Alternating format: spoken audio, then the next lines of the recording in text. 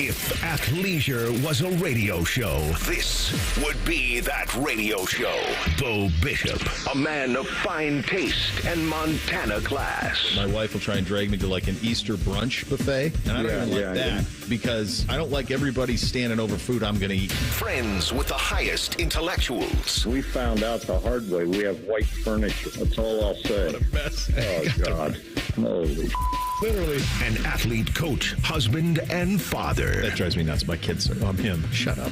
Kidding me? You're 9. You're not him. I don't even know what the hell that means. And two guys who are considerable downgrades from a former football player. You're listening to Bishop and Friends. All right, let's do a lot. Oh, jeez. You knew it's always the first one, Reese. Tyvis is here. I am here. Reese is here. So that first, you're going to do it live, and then it's, yeah. So we got a voice issue, fellas. We're gonna get through it. My hope is it lubes up and it goes better as it goes along. It was better in our conference call, was it not, Reese? We did a conference call, and then you voiced a spot, and it was progressively better. So we were on the right track, and now then it feels worse. Just hit a brick wall. Now it feels worse. Yeah. Well, we'll see. We'll do the best we can. Fish will have to yank me off here, but it ain't going to go. We got it is a Hey Guys First Friday. We'll get into that at 11 o'clock. Get your questions into Reese at 971-BFS. We will answer those at 11 o'clock. We got higher, lower at 10 o'clock. Had the college football playoff rankings out last night. Obviously, the big news is the Bama portion of that. We'll get into that coming up at 9:33 as well, or 9:30 rather as well. On that side of things, Jake Trotter going to join us coming up at 10:33. Jeremy Birmingham at 9:45 because it is, of course, National Signing Day, and this does illustrate something we've talked about a lot, just how broken this calendar currently is. That teams are preparing for conference championship games, and today they're trying to get kids to sign on the line, which is dotted. There's a lot of money that's exchanging hands, offers exchanging hands last minute. Don't go here, go here. You live this world, T. Yeah, it is. So all that's happening. And then, by the way, Monday you've got the portal opening. By the way, Jaden Ballard is the second Buckeye to jump into the portal. So this is how chaotic this sport is at the moment, is best articulated by what we're dealing with today. Yeah, I'm not a fan of they definitely need to push a lot of this stuff back because you still got guys that's going to try to compete. So that means like Jaden Ballard and Gabe Powers, they're not even going to be a part of this team to try to compete for a national championship. And like that's crazy. That's what it is, right? Once you go into the portal, you can't play anymore.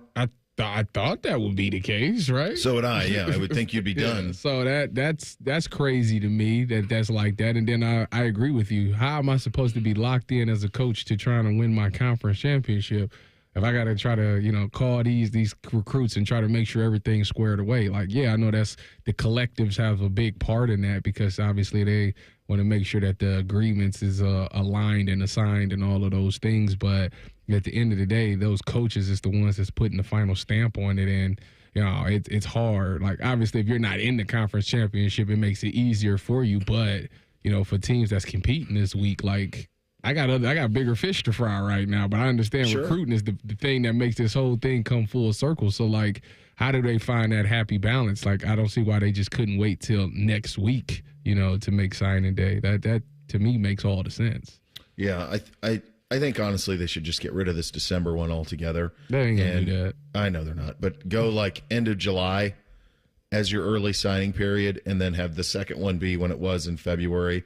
I know that there's incredible amount of pressure on getting these kids to come in early. Oftentimes, now we see where it's regular to see reclassification. Mm-hmm. That was something that didn't even exist. Yeah. Urban was the first one I ever knew who encouraged kids to graduate early. He did that at Florida. Chris Leak did that, who was the number one quarterback in the country at the time.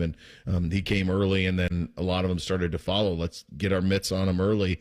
And they do. To me, it just feels like it's just untenable to try to run the sport the way the sport is currently being run with this calendar. And it's impossible to try to do all of this with any sort of, I would say probably the right word is integrity, because there's no way that you can be in all these places at once and give your 100% to all of this. So you got to half-ass some stuff here and there in order to get through the week. It's just the way that it goes. So it's a brutal spot that the sport is in. It looks like everybody on Ohio State's side of things in terms of the guys that they were hoping to get locked in are all getting locked in. I know they were hoping for some late flips. I haven't seen anything on that. We'll get Birm's opinion on that when he joins us a little bit later. What was your National Signing Day like? Well, I was an early enrollee, so I really didn't have because back then it wasn't no December. It was just a February one. And, when you're an early enrollee, like, it's not like you have a big day and all of those things. Like, no, you sign your papers and I'll see you in January. Like, that's just kind of how it was. So I didn't really get the full February signing day because when February came around, I was already here. How did that conversation go in terms of wanting you to get on campus early? Well, it was something that I wanted to do because was when I looked at like where I was in high school, it was like, heck, you got all your requirements done. You just need to take English. Like, you got to take. So what I had to do is I had to take my English class. And I had two things. I had English and swimming because there you go. You have to pass swimming. Got to pass swimming, baby, or you can't go play at Big State U. So I took swimming and I took a year of English in one semester. And once I got that completed, it was all right. You're done, and you can go. And boom, I was out of there. So there's a lot of pressure to do that English, but I passed it. I passed it with an A. So there you go. That's right. There's I've been through some absolutely circus National Signing Days back in the day. The prior one was unbelievable. Called everybody over to Jeanette, Pennsylvania on National Signing Day, and then said, "I'm not ready." Like, he was the number one recruit in the country. Everybody went to Jeanette, Pennsylvania for his signing day, like ESPN, everybody. I think ESPN even carried it live, for crying out loud. And TP was like, "Yeah, I'll see you in a month. I'm not ready yet." And we're like, "What? What are you talking about? You'll see us in a month." Like, we're not ready. I'm going to focus on basketball. Okay, great. So that one was an absolute circus. In Florida, I saw the damnedest things ever. I saw a kid named Ryan Gilliam, who was a 4-star cornerback, who from Tallahassee Lincoln, who had offers from all the schools in the South, and really wanted to go to Oregon. I took a visit out there, really wanted to go, and he was trying they were at Tallahassee Lincoln that year. They had 10, 11 kids sign, all of them like Miami, Clemson, Florida State, like all of them were dudes. And he signed with, he was trying to sign with Oregon, and his mom wouldn't sign the papers.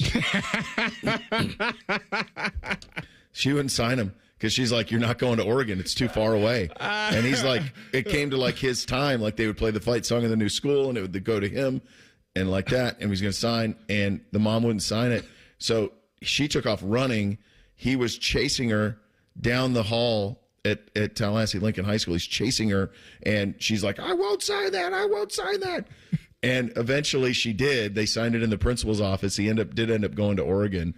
It didn't last long. He transferred back to USF maybe 2 years later, a year later. But she just wanted him to play for the Noles. Like that was all she wanted him to do, so she wouldn't sign. It's been a couple of times that it's been like that. There's been a couple of signings where the parent I felt like it was recent. Some mom. Well, there was a kid in the South who was trying to go to Alabama or Georgia. Yeah. And the mom was like, "Nah. Yeah. Not happening. Not happening." I mean, listen, that's like, honestly, that's like if my daughters became successful. And, when they become successful and they look at me and say, "Yep, I want to play for the Wolverines," I'm going to be like, there's absolutely no way that I'm letting you do that. Like, I believe it was Chris Spielman. Chris Spielman told his father that he wanted to play for the Wolverines, and his dad said, "Listen, you traitor, I'm going to tell you where you're going to play." You're going to go straight down. Yeah, there's some of that. I mean, it's truly a partner decision, right? I mean, it's the kid and the parent, and as the recruiter, you got to decide who's the most influential. Is it a parent? Is it a coach? Who's the one who's going to influence? The craziest thing, I tell this story every year, but it's just the most remarkable thing. The craziest one I ever was at, not because of the way that it was handled, but because of what was at stake, was a kid named Ernie Sims. He was the number one player in the country coming out of Tallahassee, North Florida Christian. Had won 3 state championships or 4 state championships as a running back, linebacker. Dad played at Florida State. And he was consensus number one. USA Today, I think he was defensive player of the year in the nation. And he, on National Signing Day, he had 3 offers. One from Florida State, one from Auburn, and one from Georgia. Those are the 3 offers that he had. I mean, those were the 3 finalists. Mm-hmm. he was so coveted, Tyvis, that all three of those schools offered to unretire number 34. So at Florida State, that's Ron Sellers, who's an all-time receiver, whatever. At Auburn, it's a guy you maybe heard of named Bo Jackson. Yeah, that's not happening. At Georgia, it's a guy you maybe heard of named Herschel Walker. Yeah, that's not happening either. Oh, no. It was going to happen. They offered to unretire the jersey of Bo Jackson and Herschel Walker for this kid. Player? In those days, you didn't. So Georgia and Auburn were willing to unretire 34 to get him to go to Georgia or Auburn. He ended up signing with Florida State, which is where his dad played, and he wore 34. He was a first-round pick of the Lions. Got beat up a lot in the NFL, but was an absolute missile. But I just thought to myself, like, this is the craziest damn thing ever. I'm at, like, a private North Florida high school where there's maybe 400 kids in the whole school, and every network in the South is there. And two of the greatest players in the history of Southern football, their schools are offering to unretire their numbers for this kid. That's how crazy that got. That's, hey. Yeah, it was nuts. When you that deal, when you that guy, they will move mountains to get you to come there. So that's up there with, rest in peace to Dwayne Haskins when he got Joe Theismann to retire to 7, unretire to 7. Unretire 7, so he can wear it. Like that's I ain't never had that much clout, bro. No. So we'll keep you updated on what's happening with National Signing Day. If there are any more guys who pop into the portal, we will keep you updated on that. It goes along. And as I mentioned, Birm going to join us at 9:45. The night on the ice, in the hardwood, and, of course, keeping you posted on National Signing Day. Get into those rankings as well. We're off and running on a First Friday Miracle. Bishop and Friends right here on The Fan. If you miss a live show, you can catch the podcast. If you miss the podcast, our hosts have volunteered to have dinner with you. The meatloaf! The Fan. Getting the cold shoulder? Call Care Heating and Cooling and we'll fix your furnace fast. Call 1-800-COOLING. With the new made-in-house breakfast sandwiches at United Dairy Farmers, mornings are made for you. So whether you're heading into work or working from home, dropping off the kids at school or the dog at daycare, you're in for a treat, like a made this morning Canadian bacon, egg, and cheese croissant, and special seasonal donuts fresh from our family bakery. Add a cup of coffee you can make as bold and creamy as you like, and your morning's going to be perfect. United Dairy Farmers Breakfast, made for you. 'Tis the season to be hungry at Roosters. That's why for every $50 spent on Roosters gift cards, you'll receive a $10 Rooster Buck back in your stocking. May your holidays be filled with friends and family, love and laughter, and of course, Roosters Wings. Go to roosterswings.com today or drop by any Roosters location to purchase your $50 holiday gift cards and receive a $10 Rooster Buck in return.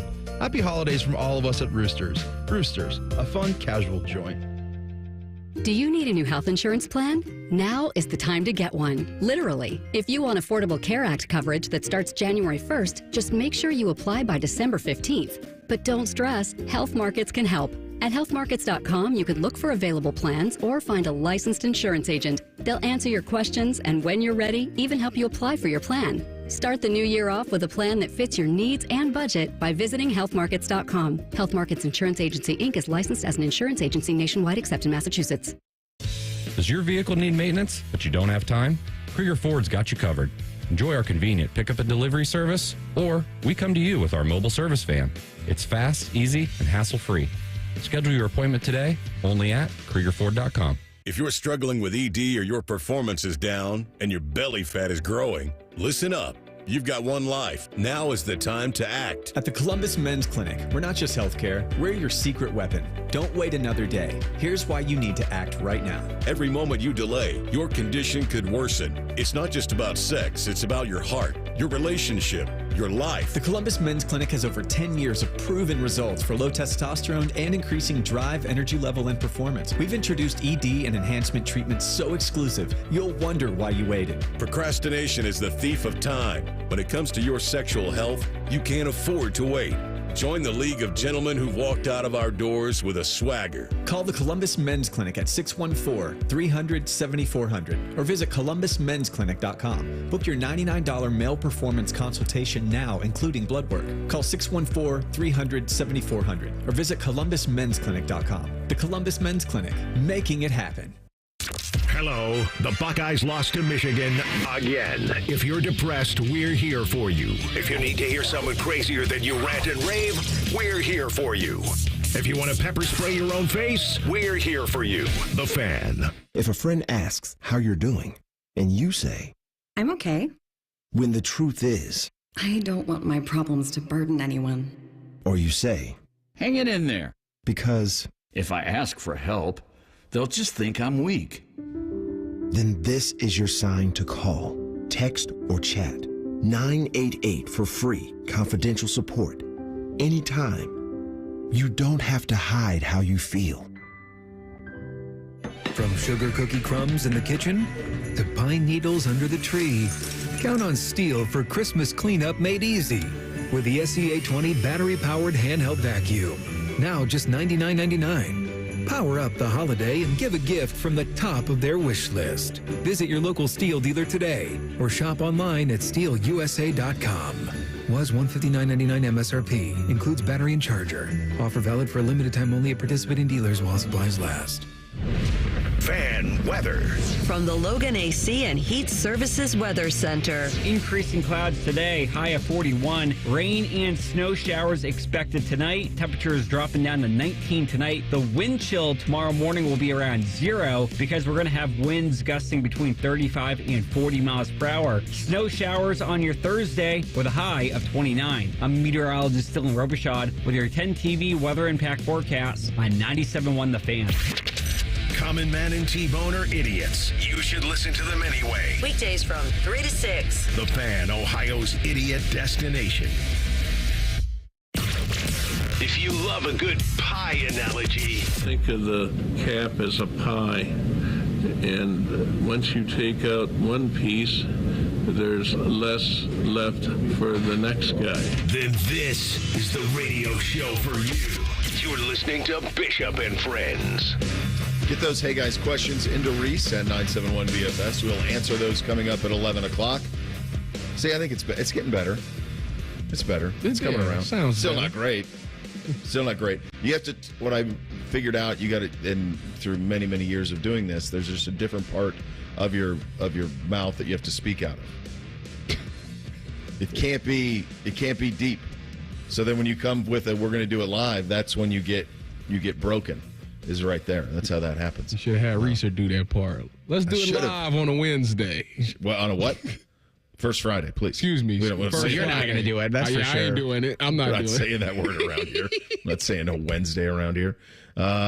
Jackets, boy, Reese, it's just 1,000 punches all the time. That was an incredibly moving tribute to Johnny Gaudreau last night for the Calgary Flames. 13 jerseys everywhere. His folks there, his children there, his wife there, and an emotional time on the ice. The Flames put it on the Blue Jackets, but man, that hits hard. Every there's something that happens, and this is probably the last of these. You know, the last first trip to Calgary where they were going to do something. At this point, it's probably you won't have any more of them. But for those players, like I just can't imagine emotionally dealing with that all the time. I mean, the shot of Sean Monahan just in tears with that ceremonial puck drop, and you had the Gaudreau family and standing right next to him. You had thought that, and of course you had to do this, right? The Jackets' first time back to Calgary, you bring in the Gaudreau family and you honor the lives of Johnny and Matthew, but this had all been something that the entire team and the Jackets as a family had gone through at the beginning of the season, and then I think the game of hockey had allowed them to heal. And then this, in a sense, brought everything back to back to the front of their heads. And I was thinking, just watching Monahan and just watching the rest of the team, at that face-off and early in the game, I'm like, I don't think they have it tonight. And I can't blame them. I can't imagine, having to, to relitigate some of that pain that the game of hockey and the sport of hockey had helped them heal from, early in the season. Of course, you have to do it. So I don't want to come in here and say like it was bad for the Blue Jackets to do that, because it's what I think Calgary needed as well, because of how beloved he was in Alberta, where you honor the Gaudreaus as well, and you do that with the club that he played for, and you honor with the club that he played with. But I was in tears watching that whole thing. Yeah, it's if you've ever, and everybody out there's lost somebody who means a lot to them, and sometimes you lose them way too early, and there are things that pop up, and you feel like, okay, there's a day where I'm coping with this better and handling it better, and then something will crop up and it hits you back in the face. And that's what this kind of felt like. It was like, it's there, it's omnipresent, the sweater's always there, all of it. They got his number on the jersey, like you're paying homage always. But then all of a sudden it gets hit right back in your face. You're like, oh my God, you see that, Dad, and you see those kids, and it hits you back. And I think what you said about Monahan's on point in terms of just how much that affected them trying to play that game after that emotional start. I'll tell you what, from what was a really special night in Calgary, albeit in a loss for the Blue Jackets, I would tell you what, if you can explain to me the Emirates NBA Cup, God bless. I don't understand what's going on with this thing. Tyvis's favorite team's the 1 seed in the East. Oh, the Cavs? The Milwaukee Bucks. Listen, we're going to stop doing this. We're going to nip this in the bud right now. My favorite team is the Cleveland Cavaliers. Who's your favorite basketball player? Giannis Antetokounmpo, the greatest basketball player that ever touched a basketball. But that's a conversation. Yeah, that's the first take in June. I'm just saying. You're dropping it. Yeah, you come back in June with that take, buddy. Boy, we can get you on first take with that tomorrow if you're ready to defend that take. We just got to. If we get a healthy Giannis at the end of the season. I picked up on that too. If they get a healthy Giannis at the end of the season, you better watch out. The Bucks can be special in the. It should have been special 2 years ago. Yeah. What are we doing? Giannis got hurt. He's always banged up, isn't he? This is it's like 2 years in a row he didn't got hurt like at the end of the season. He's not Embiid, but I mean he is banged up a lot. Yeah. I don't get it. It's funny. My kids do. Like they were, and maybe that's the point of it. Kind of. I think they like the courts, and I think they like the idea of brackets. I mean, kids love brackets. Your girls at that point yet, Tyvis, were like, if you put a bracket in front of them, they want to see how it goes? No. We all do? They'll get there when you're on. Right now, they're into mazes. You put a maze in front of them, they'll figure their way out through the maze. Okay, I like that. So okay, that's very good. Well, your wife's from, that's like corn maze capital of the world. In Worcester, there's one down there. What is it? What is it? Ramsire or something like that? Ramsire. Look at you. Hey, the pumpkin patch at Ramsire. Yeah. That ain't a pumpkin patch, dude. That's a pumpkin farm. Yeah, that's true too. I've took the hay ride and been through the maze and whatnot. I did my couple. You got to do that. Yeah. Well, when you're coaching them on the Adidas AAU circuit, and you got all your gear paid for, and you're walking in with I'm not coaching. Louis Vuitton oversacks and not stuff. Coaching them. Yes, you are. I'm not doing it. I can't do it. I would bet you say everything that now. I own that you will be coaching them in AAU basketball, and they'll be studs. I'm gonna let the coaches do their jobs. You're going to be the coach, so that's not so magnanimous. There's zero chance you're not coaching. Back and let the coaches do their job. Yeah. How about the first time that you're sitting there watching a practice or a game and the coach has them do something, you're like, what is this? What is this that's happening? I'm gonna ask. I've never seen basketball taught that way. You know what I'm gonna do? I'm gonna let it go on, and then I'm gonna catch him or her after, and be like, just out of curiosity, what is this? What is this drill helping? Yeah. Then you know what they're gonna say? If you'd like to coach, here's the whistle. Here's the whistle. And I'm going to be like, you want to coach? Give me that whistle. Let me show you how it's done. Hit the side. And away we go. And away we go. Away we go. The Cavs beat the Wizards last night. They are not in the NBA Emirates Cup. I don't know. There are teams that are. I don't know what they're playing for. I don't know that anybody cares. I don't get Does it feel like anybody cares? Like, do the players care? Don't you get like $1 million? You get $1 million if you're on the winning team. So I think there's a little incentive to the players, but not to the point where they're going to buck rest or planned rest days for this. Like the Cavs were eliminated a couple games ago. They got eliminated when they lost to the Hawks the second time. Yeah. Oh, that was it? Yeah. Yeah. So that's why I was perplexed when I looked at the game and I'm like, why are they still on this court? Like, why are they playing at the Cup? Like, it's done. Right. So I don't get it. I don't, that whole thing, I don't. So you get 2 losses, you're out? You want to talk about a maze? Is that what you're saying? Like explaining the Emirates NBA Cup. So it's double elimination? If you get eliminated, you lose 2 games, I don't think it's necessarily double elimination, but I think once you get 2 losses, you're pretty much like a 3-loss Big Ten team. Like, that ain't happening.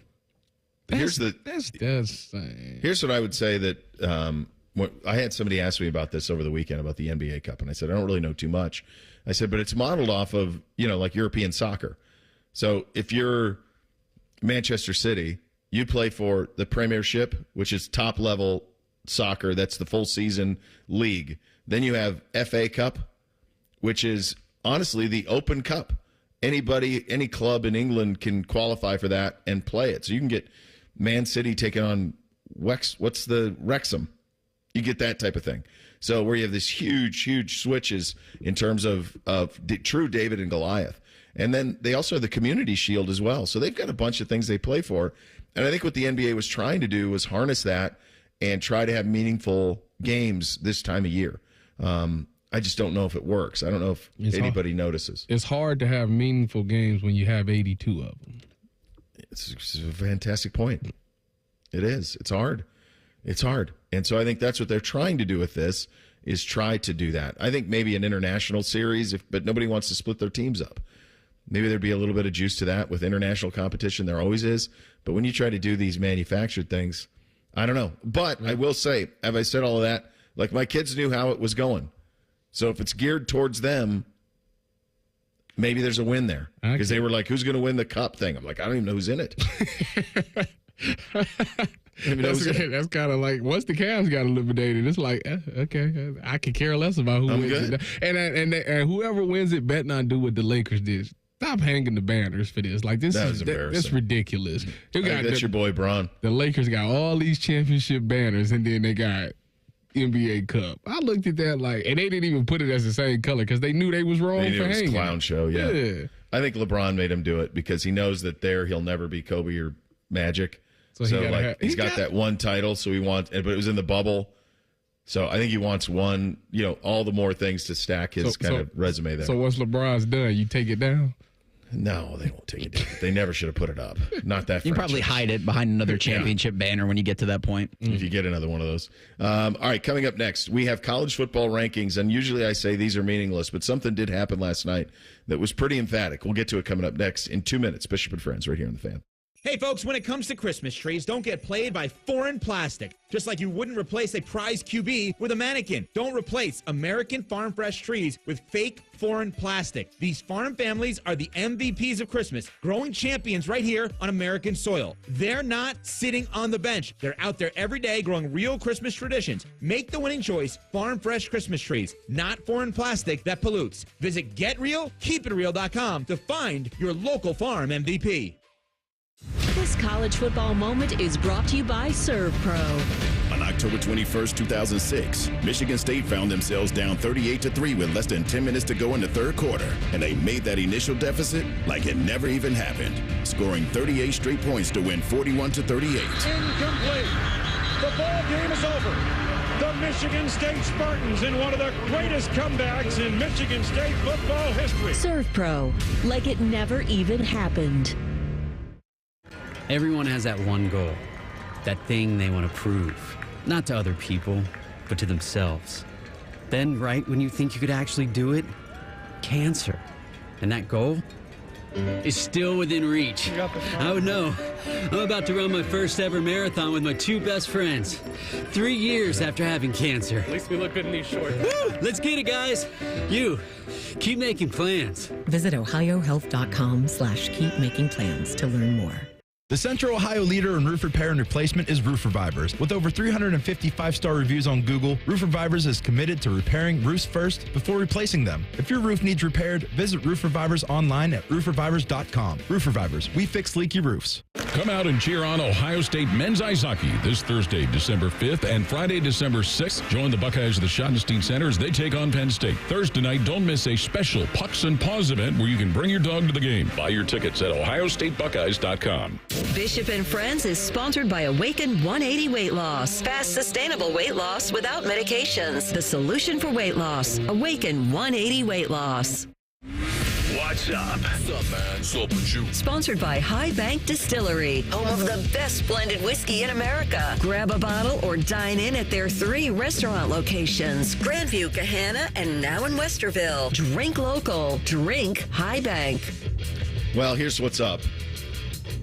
College football playoff rankings came out last night. I had thought that these were largely meaningless, and perhaps that was a mistake in regard to what we now know the committee thinks of Alabama and where they rank them.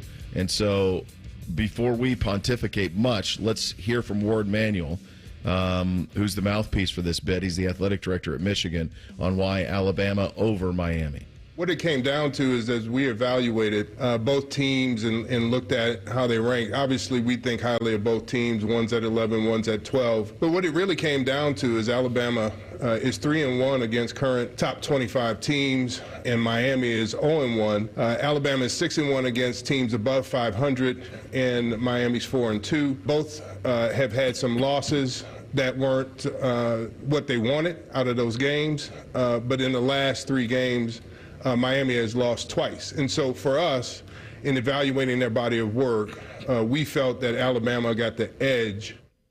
So that's my 9-3 is better than your 10-2.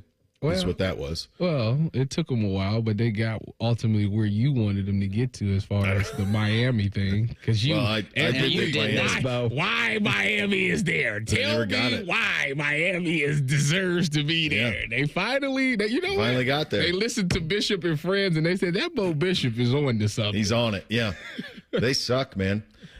Here's I am curious this answer. He asked. They asked him if the team's not in the conference championship games, if they are in fact stuck. There's nothing that's going to change, Reese, for us to evaluate them any differently than we have now.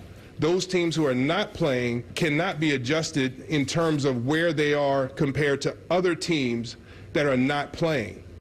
Okay, so what that does is that means that Miami and Ole Miss are eliminated, is what that means. That means that this field of 12 will either include Alabama or Clemson, but that everybody else remains the same. I don't know how else you could read that.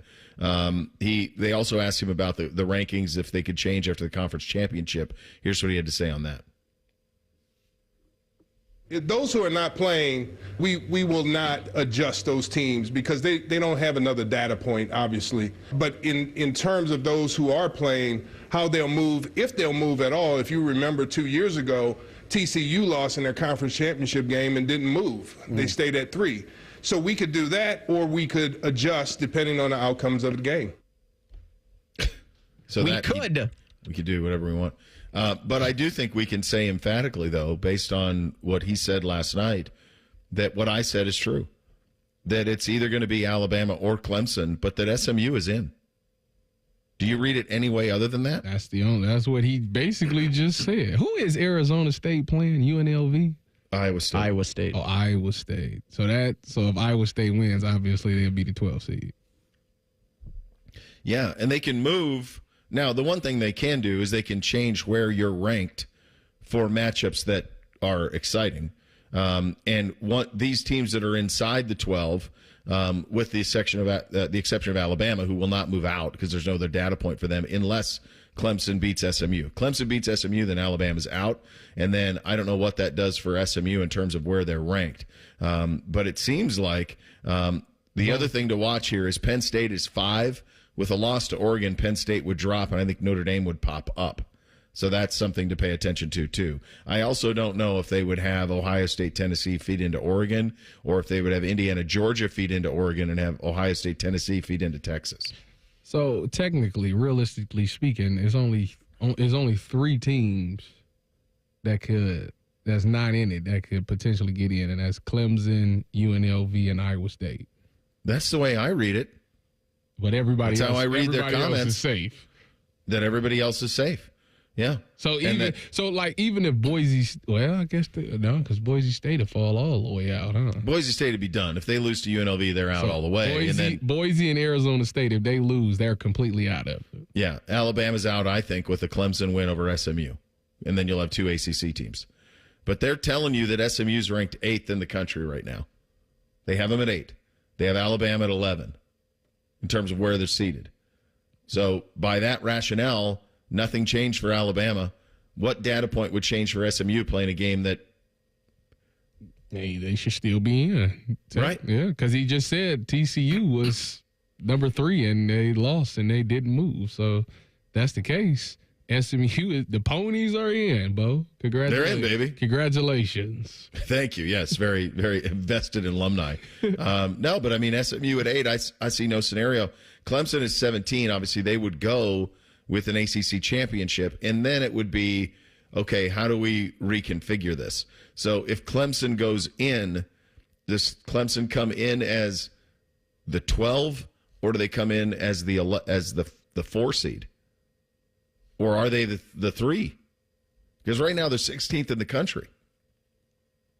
So that can be moved a lot. Where in Arizona, your slots can be moved a lot. Where is Arizona State ranked right now currently? Like, I know they're 12. So all those teams we're talking about, Arizona State is 15, Iowa State is 16, Clemson is 17. Ole Miss, or UNLV rather, is 20. So would they jump?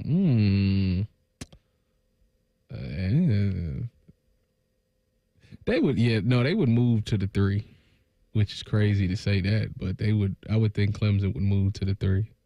I would think so too, and then I think that you'd have the Big 12 winner would still be the 12. Yeah. If Boise wins, they're still the 4. Correct. That's the way that it seems to me. Ward Manuel also talked about the emphasis on teams making conference championship games, because this is always, I mean, I had people come up to me, do you think the Buckeyes tanked the Michigan game so that they didn't have to play? And I'm like, no, I promise you. Wishful thinking. No, that's not what happened at all.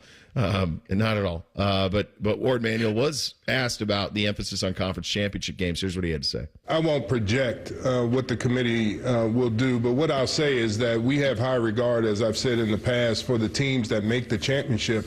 That's a big deal to make the conference championship.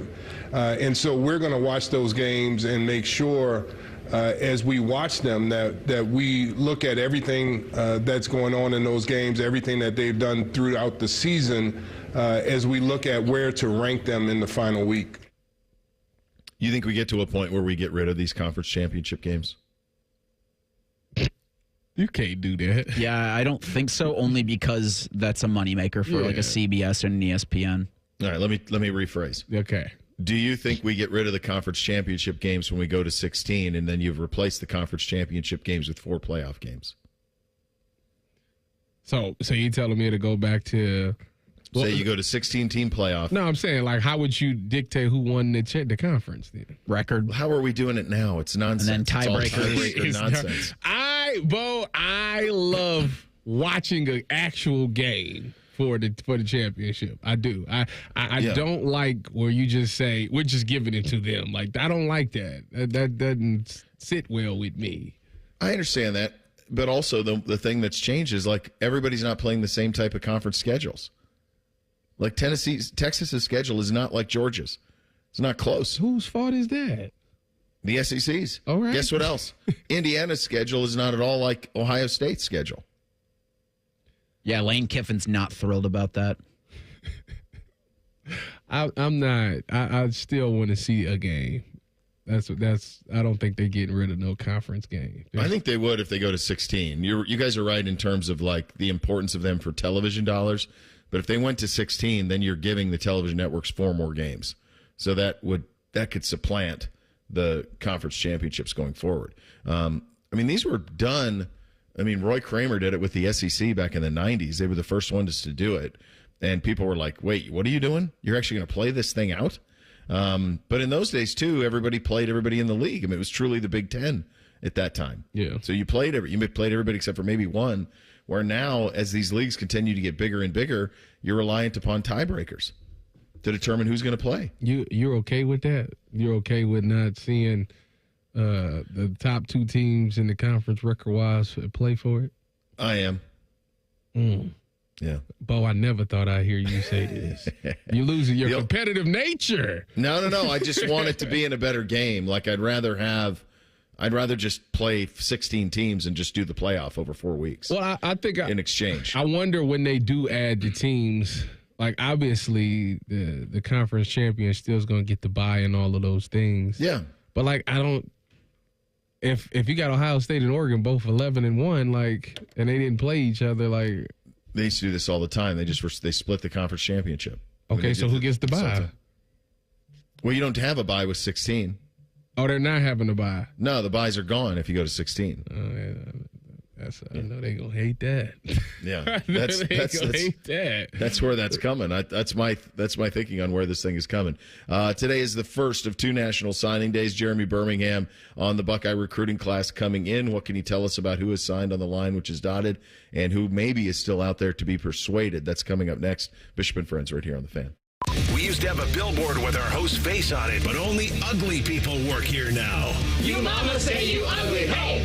The Fan, Ohio's sports destination. Men, it's the holidays, a time of love and joy. But if you suffer from erectile dysfunction, the season can be tough on you. This is Jeff for Tri-State Men's Health, and if you and your partner are experiencing struggles because of ED, change it up this year. Give the best gift you can give to the one you love by treating your ED and restoring your relationship. At Tri-State Men's Health, we're experts in treating ED, and as a Promenic restorative health practice, we've literally seen countless thousands of relationships renewed across the nation. Plus, with treatments having success rates well over 90%, coupled with many treatment options, we can likely find the right one for you. You may even find you're performing like you haven't in years. So call us and give your partner the best gift you can give this season. A renewed, restored relationship. Your first visit is only $99 and includes blood work, a medical consult, and if medically advised, a test dose. And if that test dose doesn't work in our office, your visit is free. Call 800-900-9654. That's 800-900-9654. Or go to tristatemenshealth.com. That's tristatemenshealth.com.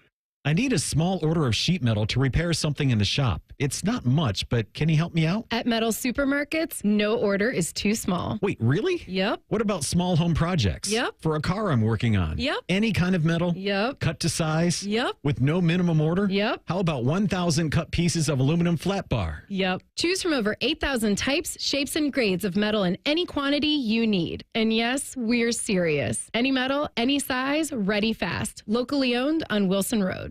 Toyotathon is on. The perfect time to shop for a new SUV with more all-wheel drive choices than anyone else, like the family-size Highlander and the bigger, more powerful Grand Highlander. Now through January 6th, get any new Highlander or Grand Highlander with 5.99 APR financing up to 72 months, including hybrid models, with $1,657 per thousand borrowed, subject to approved credit through TFS. For complete details, go to Toyota.com. Toyota, let's go places. Make some space. Wendy's new mushroom bacon cheeseburger is entering the chat for a limited time only. Savory roasted mushrooms, crispy bacon, melted Munster cheese, and creamy garlic spread, all resting on Wendy's fresh, never frozen beef. We know not everyone loves mushrooms, but let your mouth do the thinking here. It's a tasteful fusion unlike anything you've sunk your teeth into, and it's coming from Wendy's, so you know you're getting flavors worth in every bite. But if you want to ignore the happiness just because you think you don't like mushrooms, we won't stop you. We'll be here, hanging out with the new burger in town. For some mushroomy, bacony goodness, gotta be Wendy's. Welcome to Nada Yada Island. We're back on the Nada Yada Island Confessions Show. Benny is about to tell us how he found 2 loves. Go ahead. Yeah, thanks to Metro, I found iPhone 12 and Apple Watch SE. At Metro, get the perfect match of both iPhone 12 with 5G and Apple Watch SE for only $99.99. You heard that right. Both for just $99.99. Holidays with Nada Yada Yada. Only at Metro by T-Mobile. Bring your number and ID, sign up for Metro Flex Plus, and add a watch line. Not available if you're with T-Mobile or been with Metro in the past 180 days. Limit 2 per account. Much like a vampire, we need to be invited into your house. But once we're in, we never leave. Listen to The Fan on your Alexa or Google Home smart speaker. Just say play 97.1 The Fan and prepare to be amazed. Do it now.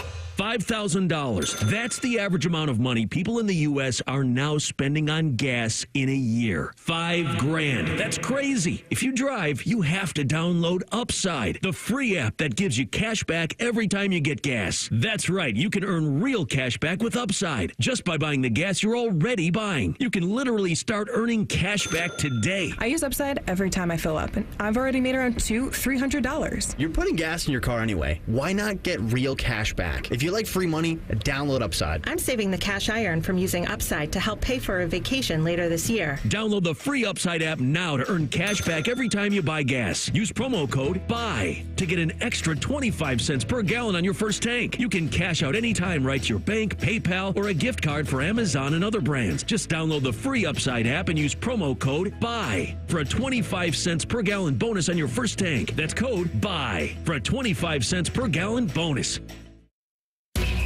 It's almost Football Friday. All play and no work.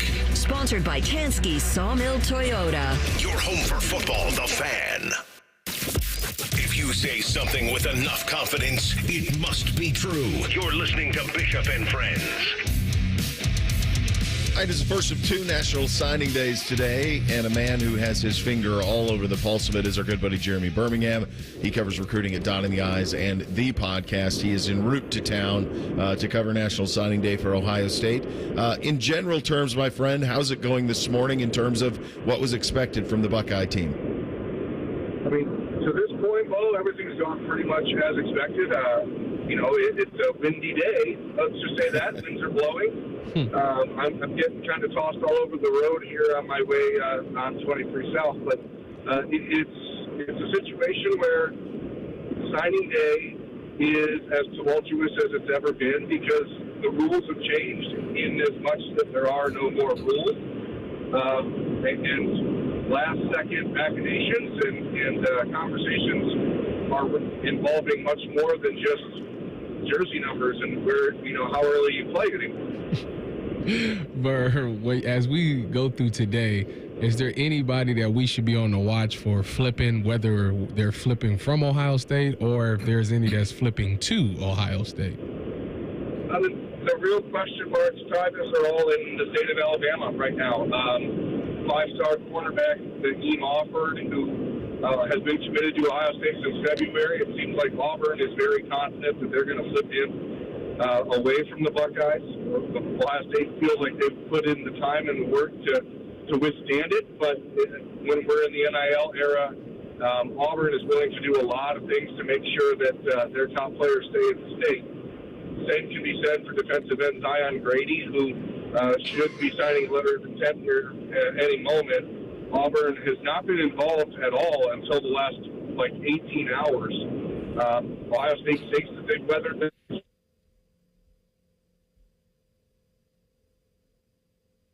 I think we lost Birm. Oh, there he is, yeah. Auburn was very confident this morning they were going to get the job done with Zion Grady, but Ohio State does not feel that way with a few moments to go before he signs. And then in about an hour and a half from now, four-star offensive weapon, he's a running back slot receiver type of thing, is Anthony Turbo Rogers. He's a former Alabama commit. He's choosing between Ohio State and Georgia. I think that Ohio State will win that one. And then there's another defensive end out west. His name is Epi Sentinele. He's committed to UCLA. I think he's going to end up signing with Ohio State today. So you could see two additions. And at this point, I think the likelihood is one loss. But again, Ohio State feels like they put in the requisite work to keep Naeem Offord in the class. So we'll see if it just comes down to NIL or if there's more to it. Birm, the one thing I'm noticing is I'm looking at, and they got a list of a bunch of guys who've already gotten their letters of intent in, including Tavian St. Clair, who's kind of the headliner of this class, number one player in the state, top 5 player in the country, one of the best quarterbacks in the country. Devin Sanchez already in, Riley Pettyjohn. These are these 5-star kids who they've been, those guys, a lot of those guys are already locked in and signed on the line, which is dotted. The one thing I don't see, though, is a ton of offensive line play, notably tackles. Is there anything that could be coming down the pipe that way in the rest of this afternoon, or is that something they'll have to address in the portal? I think it's definitely going to be addressed in the portal either way.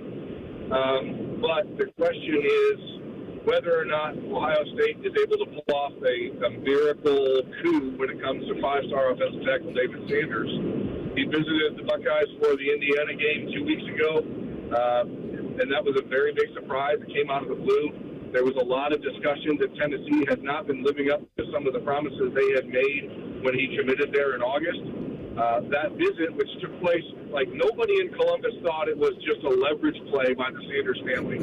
But even if you don't think it is, it almost always turns into that, because the conversation for Tennessee, once they realized that they were in jeopardy, obviously ratcheted up quite a bit. So Tennessee expects to sign him today. Ohio State, I don't think is expecting it, but we've seen signing day chaos before, and if it were to occur, the Buckeyes certainly would love that. But either way, they're going to have to get active in the portal, especially now that Josh Simmons has made his announcement that he's heading off to the NFL. That happened, 20 minutes ago? So you think the Buckeyes are in a position where I think they're going to need to find two starting offensive tackles in the transfer portal no matter what, even if David Sanders shocked everyone and picked the Buckeyes today. But, that's the new era we're in. Ohio State might sign, I think, upwards of 27 or 28 players today. But they're going to need 12 or 13 guys probably out of the portal, including starters at defensive end, defensive tackle, and maybe and the offensive line as well. So it's a class that needs to be supplemented for sure in the trenches. And that is a recurring problem for Ohio State over the last few years that Ryan Day and his coaches are going to have to figure out. Birm, I always give you credit because you were the first person that told me that Jeremiah Smith was going to be the next Julio Jones in college, and I thought you was insane. But it turned out that you are on the money. When you look at this class currently, the guys that's already committed, is there any kid that stands out that you have high regards will do exceptionally well on this level? There's two guys that have already signed this morning that I think are worth really paying attention to as freshmen. That is Devin Sanchez, the five-star quarterback from Houston, who, in my opinion, is as close to like a Jeremiah Smith type of prospect as you can. Now, it's a little bit different because corner you have to do a little bit more, obviously, as you know, than just playing wide receiver. But Devin Sanchez is as highly regarded a cornerback prospect as I've seen. I mean, there's been really great ones, guys like Patrick Surtain and players like that who in the last handful of years have been really highly regarded. But Devin is that type of dude. And I think the same thing about Riley Pettaglia, to be honest. Both of these kids from Texas, they're playing high level high school football. They're being extremely well coached. They know what it takes to win, and they know what it takes to work. And that's what it takes for Ohio State for players to play as a freshman. So both those guys will be on campus on January 4th, starting their Buckeyes careers.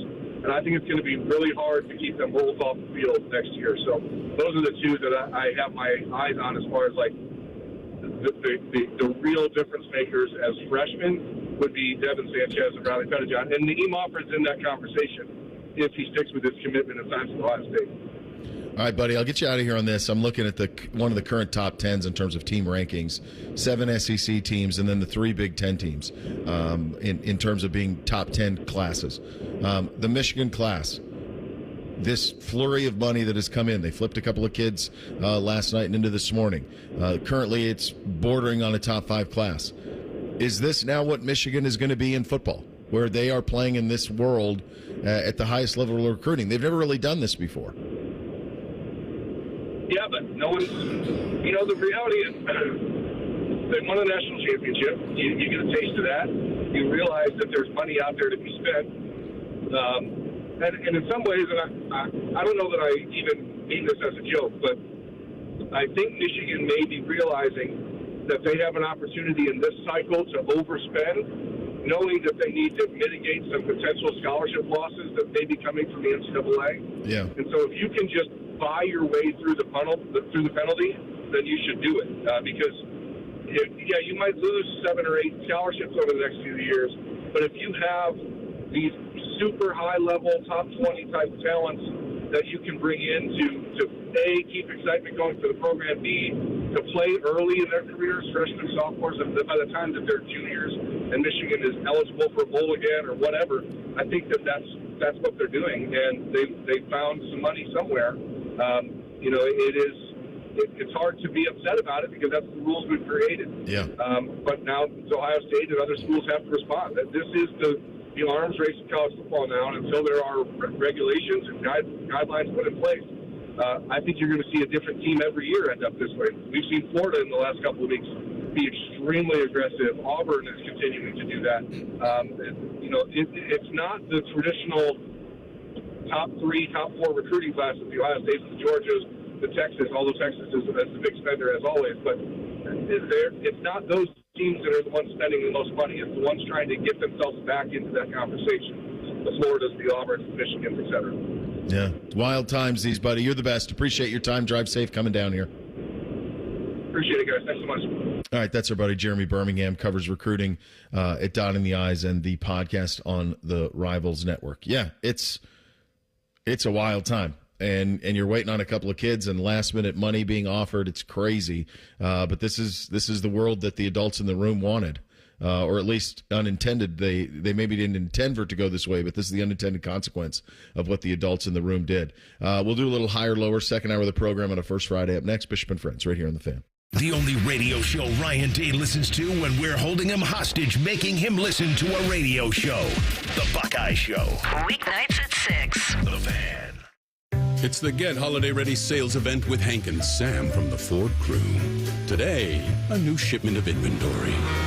Hank, what's going on? Another hauler full of new Ford trucks and SUVs, Sam. So much SUV capability. Is that? Ford F-Series, the best-selling trucks for 47 years. And a big selection means... big savings? Yep, which means... it's the best time to buy? Well done, Sam. And time for America to get holiday ready with Ford. Based on 1977 to 2023 CY Industry reported total sales. Hey, Ohio, Prime Sports has arrived. The only book where you can lay 108 instead of 110 on all your favorite teams. Football, baseball, basketball, hockey. Why would you risk more to win the same amount at another sports book? Download the Prime Sports Ohio app or visit our website, primesportsbook.com, and use promo code JUSTSPORTS to get a welcome bonus up to $100. And be a member of the Prime Sports family. Terms and conditions apply. Visit website for details. Must be 21 or older and present in Ohio. If you or anyone you know has a gambling problem and wants help, call 1-800-GAMBLER. Better is around the corner in 2025. Feeling better, getting rid of joint pain once and for all. Hey, it's Bobby Carpenter. QC Kinetics patients are able to walk up and down the stairs like my dad, tailgate with their friends. They can finally sleep without pain waking them up. That aching, they can feel normal again. That can be you. 2025 can look very different than what the past years have looked. So call QC Kinetics and say goodbye to the shoulder, the knee, the hip, the back, whatever's aching you. QC Kinetics and Dr. Ray Tesser and his team, they're waiting for your call with the treatments right in the office with no downtime, no drugs, no surgeries. Their advanced protocols in regenerative medicine have helped tens of thousands of people get lasting relief. No steroid shots. And if you've been told surgery is your only option, well, check out a second opinion and go check out QC Kinetics. The consultation is free. Go to QC Kinetics/Columbus, or even better yet, call 380-208-4544. That's 380-208-4544 with offices in Dublin and Gahanna. Great game. You got into the end zone again and again. How'd it feel? Awesome. Like getting a new iPhone again and again. I just got the new iPhone 16 Pro today. Really? Yeah. And with AT&T Next Up Anytime, I can upgrade early every year. Very nice. Feel like an MVP again. Learn how to get the new iPhone 16 Pro on us and the latest iPhone every year with AT&T Next Up Anytime. AT&T. Connecting changes everything. Offer subject to change. Additional fees, terms, and restrictions apply. $0 offer may not be available on future iPhones. Next Up Anytime feature may be discontinued at any time. See att.com/iPhone for details. Individuals and businesses with tax problems, listen carefully. If you owe over $10,000 in back taxes or have unfiled tax returns, U.S. Tax Shield can help you take back control. The IRS can seize your bank accounts, garnish your paycheck, close your business, and file criminal charges. Our team of tax attorneys can stop collections and get you protected. U.S. Tax Shield offers a price protection guaranteed quote to get you protected today. U.S. Tax Shield is A+ rated with the BBB, so call 800-494-6139. U.S. Tax Shield, 800-494-6139. Broadcasting from the Lindsay Honda Studios. Honda makes the cars. Lindsay makes the difference. Visit lindsayhonda.com. WBNS-FM, HD1 Columbus. The Fan. Sports Center. Good morning. I'm Eric Reeser. College football's early national signing period begins today. Ohio State's received more than a dozen letters of intent from their third-ranked class of 2025. That includes five-star quarterback Tavian St. Clair from Bell Fountain and Texas five-star linebacker Riley Pettyjohn. Ohio State's Ryan Day will hold a signing day press conference at noon today. We'll carry those comments live on The Fan. Buckeyes fell from 2 to 6 last night in the most recent playoff top 25. The committee projects Ohio State an at-large bid to the playoff, hosting a game in the first round. The final bracket's coming out Sunday at noon. In other news, offensive tackle Josh Simmons is also declared for the NFL draft. Simmons is projected to be a first-round pick and is expected to make a full recovery from knee surgery after suffering that knee injury in the Buckeyes' loss at Oregon back in October. This update is sponsored by BMI Federal Credit Union. Get a holiday loan and choose loan amounts from $1,000 to $5,000. Visit bmifcu.org/holiday loan. With friends like these, who needs former college football players? This is Bishop and Friends. All right, second hour here on a First Friday Miracle edition of the program. Time for a little higher or lower. Hit it, fellas. Bishop and Friends present Higher or Lower. Sponsored by The Waterworks. The Waterworks, your undefeated team of plumbing, drain, heating, and cooling. Call 614-232-2222 today. The penultimate college football playoff top 25 released last night. You heard from Ward Manuel earlier in the program. They're going to do the final rankings and reveal, as the well-coiffed update anchor told you, at noon Sunday, noon to 4. So block off that stretch of your Sunday afternoon. Four-hour tranche. That's a hell of a thing. It's either Gladiator or that, I guess. You Sunday say afternoon. This Sunday, noon to 4? Uh-huh. Yeah. I'll be on pregame show. So there you go. Go Browns. Be coaching a little youth basketball. Locked in for 4 Both hours. seem like much better ideas, much better alternatives than waiting around to see who's going to the Pop-Tarts Bowl. But back to the playoff top 25. Oregon remains number 1, followed by Texas, Penn State, Notre Dame, and Georgia. The Buckeyes drop 4 spots to 6 following that loss to Michigan. Then Tennessee, SMU, Indiana, Boise State round out the top 10. Higher or lower there? All right, let's do there's a lot to unpack here. Do you think the committee really believes Penn State's better than Notre Dame? No, not a chance. I don't either. Not a chance. Notre Dame is playing some of their best ball. They're playing the best ball out of a lot of these teams over the past couple of weeks. They should be at worst 3. Yeah. Now, I know they can't go higher than 5. Yeah. But the reason I ask that is, to me, they feel like the lock number 5. I know Penn State's sitting there right now, but my hunch is Oregon beats Penn State, and then I think Penn State's going to drop. And then the question is, how far do they drop? Do they drop all the way behind Ohio State? They should. Although the committee has said we're not revisiting those teams' metrics. I know, but think about this. If let's say they go to play Oregon this Saturday, which I'll be at there, but I'm not going to the game, but I'll do the tailgate show. But anyways. Yeah, we'll all be watching. Let's say Oregon blows the doors off of Penn State. How do you say that Penn State's a better team than OSU? That makes no sense to me. If you're going to try to make what they do make sense, then that's another job. They've just told us, though, that they're not revisiting the teams. They did say that are ranked. That there's no new data. And they've also said that they're not going to punish teams from conference championship losses. So if Oregon beats Ohio State, if Oregon blows the doors off of Penn State, they're still going to be at 3. No, I think they won't be 3, but I think that they'll be ahead of Ohio State. So 5. I think Notre Dame will move up to 3. Then it just depends on what happens in the SEC game between Texas and Georgia. That's the other part of it. Like, Oregon is going to be either the 1 or the 5. So they're either going to be the 1 seed with a bye, or they're going to be the 5 seed with the easiest path to the semifinal. That's the benefit of the season Oregon's had. That's what they're getting for having the season that they had, and deserved. They're the only 12-0 team. They deserve it. So they're either going to be the 1 or the 5. Texas is either going to be the 2 or the 5, depending on what happens with Oregon. I could see Texas as low as 6, as high as 2. I guess as high as 1 if Oregon loses to Penn State. Texas could go all the way to 1 if they beat Georgia. So that's what's at stake in that one. Georgia, right now Georgia's 5th. Like, if you take them at their word, then they can't drop Georgia behind Ohio State. Even if they're a 3-loss team. Right, because they're saying that they're not revisiting the teams. Wait a minute. And they're saying that what happens in the conference championship games doesn't matter. Are you taking them at their They're not word? finishing. What's that? You going to take them at their word?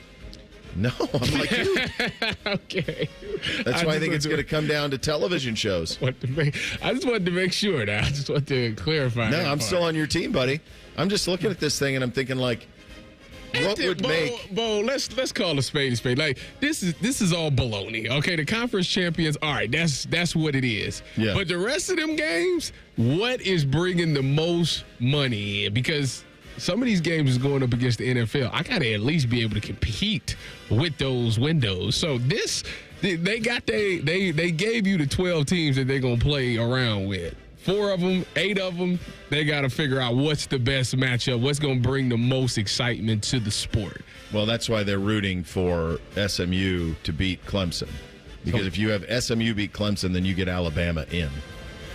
So the way I think this thing will shake out by the time we get to next week is I think Notre Dame is going to end up the 5. Yeah, and Notre Dame's going to be playing the Big 12 champion in the 5-12 game. Okay? They win that. And so that they will win that. And if they win that, then they'll get Boise State, provided Boise State wins in the quarterfinal. So if that's the way that shakes out, so that means Notre Dame playing, let's say, Arizona State in the 5-12. That game will go Saturday either early noon or 3:30 up against NFL. You know what, though?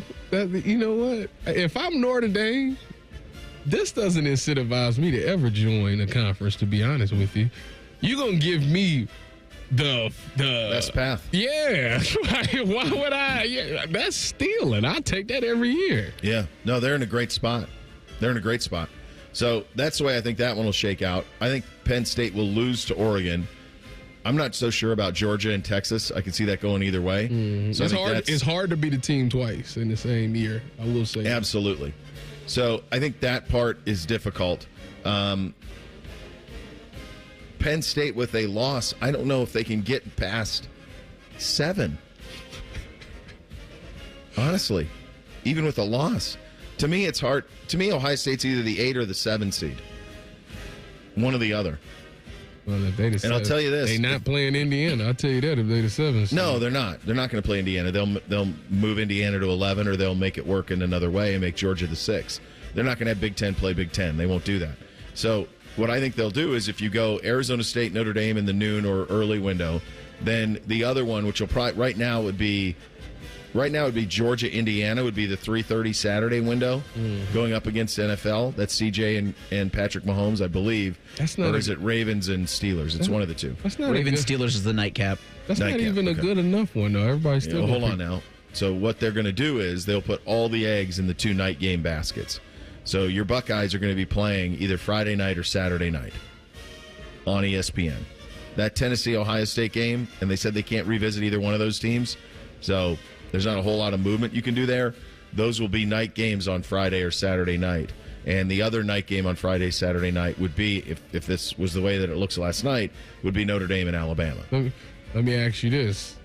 If that's the game, home game, would you go to that? No. You wouldn't go. You wouldn't want to see a first round playoff game in the shoe? No, I would not. It's much better on TV, man. Let me ask you this. If it was a dome, would you go? Well, that's more interesting. No, I don't want to sit in the cold. Do you? Well, the thing is, that's interesting that you say that because it can't be a night game because they just said that they wouldn't have any night games past November. Well, that's out the window now with the playoff. That was always a gentleman's agreement that they wouldn't, but I think we played Michigan State last year at night here. That was supposed to be the last one. Yeah. No, you're going to have to. In the playoff, you're going to have to. So, no, Ohio State, Tennessee, if that's the way that this thing holds, that'll be a night game. That'll absolutely be a night game. There's no doubt. Yeah. It's interesting what they've done, though. Like, for example, like Georgia, Georgia's 2 losses. They got drilled by Ole Miss, and they lost to Alabama. Those are their 2 losses. They played the most ambitious schedule in America, but it took like 56 overtimes for them to beat Georgia Tech. Like, you don't know what you're going to get. They aren't powerhouse Georgia. Can you not say, you can say that about Everybody. Pretty much every team on this list. I think the only team that really, and Oregon survived early. You know, they had some close games early. Boy, they had a close survived game at with Wisconsin. Yeah. Oregon, Texas, and Notre Dame is the only three that I'm like, they've been playing solid like for multiple weeks. I guess Oregon did just play that close game though, didn't they? Yeah. Mm-hmm. If you're Miami, do you have a beef here? No. I mean, Losing yes. Syracuse. Yes. No, but yes. But like to the average, no, y'all lost to Syracuse. And you didn't You didn't beat anybody. Didn't he just say they didn't beat not one top 25 team? Yeah. So what is your resume? But I guess you'll look at Indiana and say the same thing, huh? You would, yeah. People will do that, and as they're trying to finagle a way to get another SEC team, you're going to hear you're going to hear people talking about that. South Carolina is an interesting one. Their losses, they get are all close except for the Ole Miss loss, 36-33 to LSU. They lost to Ole Miss at home, 27-3. Lost at Bama by 2. They've won their last 6 in a row. They whipped Oklahoma 35-9. They whipped A&M 44-20. Missouri 34-30, and then they beat Clemson 17-14. They're on the outside looking in, and so is LSU, or Ole Miss rather. And it doesn't seem that there's anything either one of those teams can do to jump up. So pretty much the CFP don't pay attention to Twitter or X. They didn't care about Lane Kiffin's plea. You think Ward Manuel knows how to log into Twitter? Well, I like to see Lane Kiffin and Brett Bielema. I mean, they both had good cases. Here's the thing: I think if you're Lane, you can argue your case. It's whatever it is. You don't lose at home to Kentucky. Didn't they lost at home to Kentucky? Georgia, well, no, they was on the road. Yeah. And they put it on Georgia a couple of weeks ago, and all they had to do was go beat Florida and a freshman quarterback in the swamp. You do that, and you're in. You're in the spot. Tennessee's in. I can't believe they lost to Florida. I was disgusted. That was bad. They lost to LSU, where they led the whole way and gave up a touchdown pass in the last play of regulation for that game to go to overtime, and eventually lost to LSU. So it's like, how much complaining can you do? It seems like it's pretty well set. And when they're saying they're not going to mess with teams or revisit teams that they've already assigned spots, I would say Alabama's in as long as Clemson doesn't beat SMU. So Bama's the only person this week that's going to be watching that ACC championship. They're in close. Yep, and they're rooting SMU as big as can be. Yeah. That's what they're rooting for in that one. So that's where you are. All right, that is noon on Saturday. The Ryan Day press conference on National Signing Day is coming up at noon today. Coming up next, roster construction in the modern world of college football. We'll get to it coming up next. Bishop and Friends right here on The Fan. A lot has changed in 30 years, but we're still that old shoe that feels worn in and well-loved. And, well, we smell a little, but you've accepted that. The Fan. Diamond Seller's Holiday Gala is back, and this year we're giving you a chance to win your wish list. Visit us in the weeks leading up to the gala to create a wish list of your dream pieces. Then, from December 5th through the 7th, join us in-store where you could win an item off your list. With up to 25% off select designer brands, exclusive holiday gifts, and the magic of the season, this is our biggest event of the year. Don't miss the Diamond Seller Holiday Gala, December 5th through 7th on Salmo Road. Visit diamondseller.com/gala to learn more. Your bathroom's got to go, the vanity's decayed, and toilet's really old. The bathtub's giving way. Give Bath R Us a ring. Call morning, noon, or night. You do not have to wait for spring to get your bathroom right. Bath R Us, your dream bath's on the way. Oh, you'll love to design the bath of your dreams today. Happy holidays from Bath R Us. Call 380-225-BATH to schedule your free estimate or go to bathsrus.com. Hey, Ohio, Prime Sports has arrived. The only book where you can lay 108 instead of 110 on all your favorite teams. Football, baseball, basketball, hockey. Why would you risk more to win the same amount at another sports book? Download the Prime Sports Ohio app or visit our website, primesportsbook.com, and use promo code JUSTSPORTS to get a welcome bonus up to $100. And be a member of the Prime Sports family. Terms and conditions apply. Visit website for details. Must be 21 or older and present in Ohio. If you or anyone you know has a gambling problem and wants help, call 1-800-GAMBLER. Snip, tuck, fold, crease, tuck, tape. It's not that complicated, Dad. Wrap, crease, tape, twist, tape. Ohio Lottery scratch offs make great holiday gifts. And play Holiday Bonus Millions with a 200 times multiplier and a $2 million top prize. Fold, crinkle, crinkle, roll. Plus, you can enter non-winning tickets in My Lotto Rewards for a second chance to win up to 1,000 times the price of your ticket. Please crinkle, gate, fold, ribbon, curl, scrunch. The best part, Dad? No wrapping required. No tuck, fold? No tuck, fold. Give the gift of fun. Lottery players are subject to Ohio laws and commission regulations. Play responsibly. Some things in life are meant for each other, like salt and pepper, bacon and mushrooms, or you and the all-new Wendy's Mushroom Bacon Cheeseburger. Now, you're probably thinking, wait a minute, does bacon go with mushrooms? And the answer is, they do now. So if you want crispy, crunchy, cheesy, juicy, shroomy, and garlic spready, then you and the Mushroom Bacon Cheeseburger are meant to be. For mushroomy, bacony goodness, gotta be Wendy's. Limited time only at participating U.S. Wendy's. You might not consider yourself a tech expert, but you can still protect yourself from online scammers with McAfee Total Protection. From fake delivery text to bank alerts, scams are everywhere. That's where McAfee Total Protection steps in. McAfee will help keep your devices and identity safer and your private info private. Visit McAfee.com/online protection and get up to 79% off award-winning online protection. This Black Friday Cyber Monday deal won't last. Offer ends 12/4/24. That's McAfee.com/online protection. Cancel anytime. Terms apply. Common Man and T-Bone. You're a two-shower guy. Today's going to be a two-shower day. It all depends on how lathered I get during the show. I'm going to have to wash. You're lathering right now. I got to wash Saki. Common Man and T-Bone. Sponsored by the Hinderer Motor Company. Weekdays 3 to 6 on The Fan. Does heel pain make you hobble just getting out of bed in the morning? If heel pain is affecting your ability to exercise and meet your walking or running goals, relief is as close as your local podiatrist. Podiatric physicians are highly trained doctors who specialize in medical and surgical treatment of the foot and ankle. Ohio Foot and Ankle podiatric physicians are available across the state and are devoted to providing the highest quality foot and ankle care. For more information or to find a member of the Ohio Foot and Ankle Medical Association near you, visit ohiofoot.org. Trusted steel power in the palm of your hand. This holiday season, save $30 on the GTA 26 handheld garden pruner. Now just $149.99. Check off a gift from the top of their wish list and make trimming tree limbs a breeze with a lightweight design and 4-inch cutting bar. Visit your local steel dealer today or shop online at steelusa.com. Was $179.99 MSRP. Includes battery and charger. Offer valid for a limited time only at participating dealers while supplies last. Scotty Vegas here, and I recently caught up with my friend Paige at Awaken 180. I asked about the new Awaken 180 Golden program. I mean, feeling and looking younger in addition to weight loss? Come on. It's true. With Awaken 180 Golden, clients receive the same fast weight loss results we all had, and at the same time see the benefits of what matters most to those over 60. Increased energy, improved mobility, better sleep. Results Awaken 180 Golden clients start seeing in just 2 weeks. I mean, who doesn't want to be 30 or 50 pounds lighter and at the same time feel 10 years younger? At 40, I'm already experiencing elbow pain when I play tennis and can only imagine what else is coming down the line. Want my advice? Don't let weight, don't let age get in the way of living the life you want to lead. Instead, choose Awaken 180 Golden. Call 844-346-1800 or online at awaken180weightloss.com. Fan weather.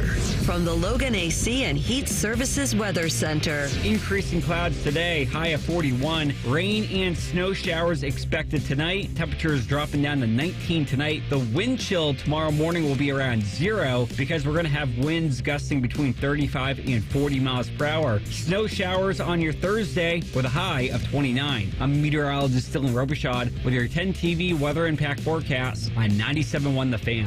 When that alarm clock goes off, Morning Juice comes on. The perfect way to dominate your day or just lay around the house. Morning Juice. Weekdays at 6. The Fan. Keep your friends close and your producers closer. You're listening to Bishop and Friends. Jake Trotter coming up in about 15 minutes from now. As always, we are brought to you by our great friends at Awaken 180 Weight Loss. Fast, sustainable weight loss without the medications.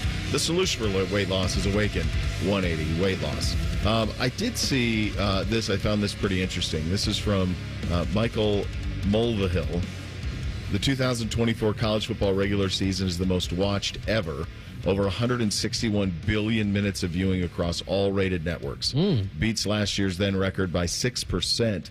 Army's Navy still hasn't come in, but won't change the story. No, it'll make it bigger, quite honestly, is the way that thing will shake out. I'm curious, as today's National Signing Day, and we had Josh Simmons going pro. You had Jaden Ballard getting in the portal. You had Gabe Powers getting in the portal. 2 Ohioans, Ballard, Massillon, and Powers is a Marysville kid, I believe. So you had some Ohioans hop into the portal. You got National Signing Day today. How would you build a college football national champion in 2024? Well, first off, before I comment on that, the fact that Gabe Powers is transferring after 3 years, it makes me feel old because I called his game when he was in high school here on 97.1 The Fan. So that's right. That's crazy that 3 years flew by that fast. But how would I build this team? I mean, I think the thing is, one, obviously the first thing you got to do is you got to address the offensive line issues, the tackle issues. I mean, that's got to be number one on your list. I think obviously last year, the quarterback situation was like the big topic going into, the offseason. Kyle McCord, at this time, I think Kyle McCord probably transferred by this time. And yeah, you was trying to figure out if Devin Brown was going to be the guy moving forward or what were you going to do in that situation. And you was trying to figure that out. This year, to me, it's the offensive tackles. You're losing one to the draft and the other one's graduating. So you have to find a way because those are critical positions. Like I remember the last time we dealt with this was when Paris Johnson and DeJuan left. You lost, and then Luke Whippler. Those three all declared for the draft, and you had to replace the three most important spots on your offensive line. And they did a fairly decent job of doing that. But that to me is where I'm at. It's a little bit like. It's a little bit like NFL if you miss in the draft. Yeah, you got to go to the portal. You got to go to the free agency to find help. Yeah. And that's why it's so critical at a place like Ohio State, at a place at the top of the sport, that you land great recruiting classes. Well, but that you also have kids that you can develop into stars. Well, I think that it's funny you say that because recruiting in college is just it's like the NFL draft. You recruit the talent and you depend on the coaches to develop the talent because it should be there. And, for the past couple of years, it's no secret. The thing that everybody kept getting frustrated by is that we kept missing out on edges and offensive tackles. And now we get to this situation where you're going to lose some of these guys, and the question mark is, who do you have to replace them? Because you're not developing the 5-star tackle behind them. You're developing 3, maybe 4-star tackles, and you have to really hope that the coach found a way to get through to them to help them develop. And that's the scary part because you see what we had to do to even get with all the injuries that we had at offensive line. Going into this season, everybody said that if we had an injury at offensive tackle, we were done because the depth behind the starting tackles was terrible. And sure enough, you go into this season, boom, you lose your starting left tackle.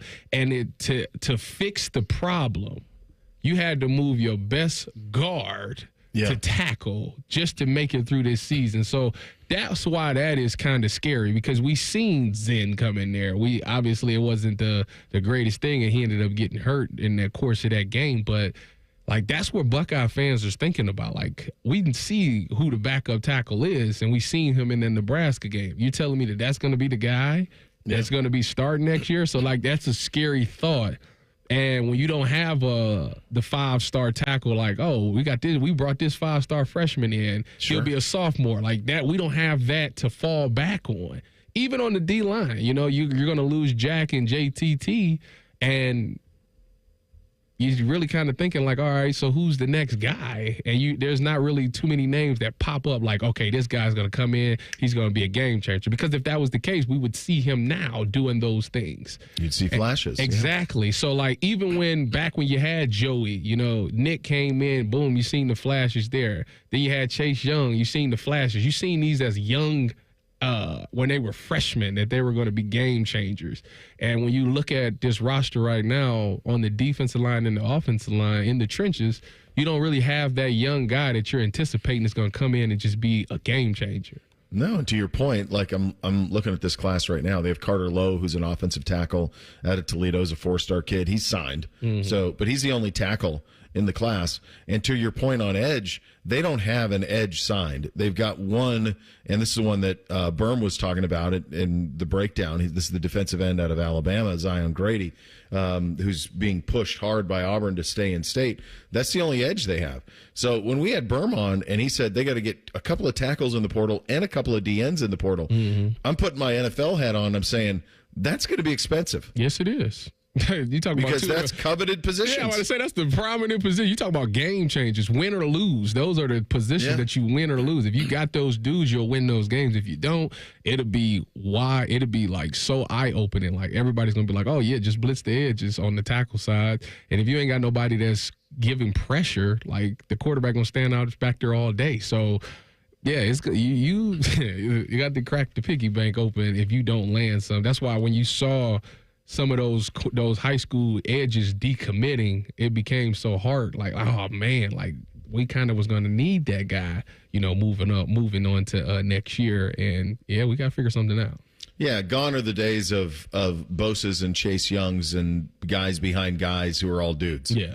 Like you're past that. So the solution at DN next year is either going to have to come from within, but more than likely it's going to have to come from the outside, and those are going to be awfully expensive things to put together going forward. And of course, the big thing that has to be acknowledged in all of this is not unlike the NFL, where they have salary cap and a certain amount that they can use and a certain amount they can't.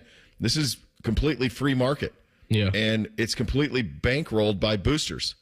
And when you think about it, the things that we don't worry about, we talk about how we got the great passing attack, we got the good quarterbacks, we got like 4 of them on the roster outside of Will Howard that could potentially be here next year. You got a plethora of wide receivers that's going to be here. You got great defensive backs coming in.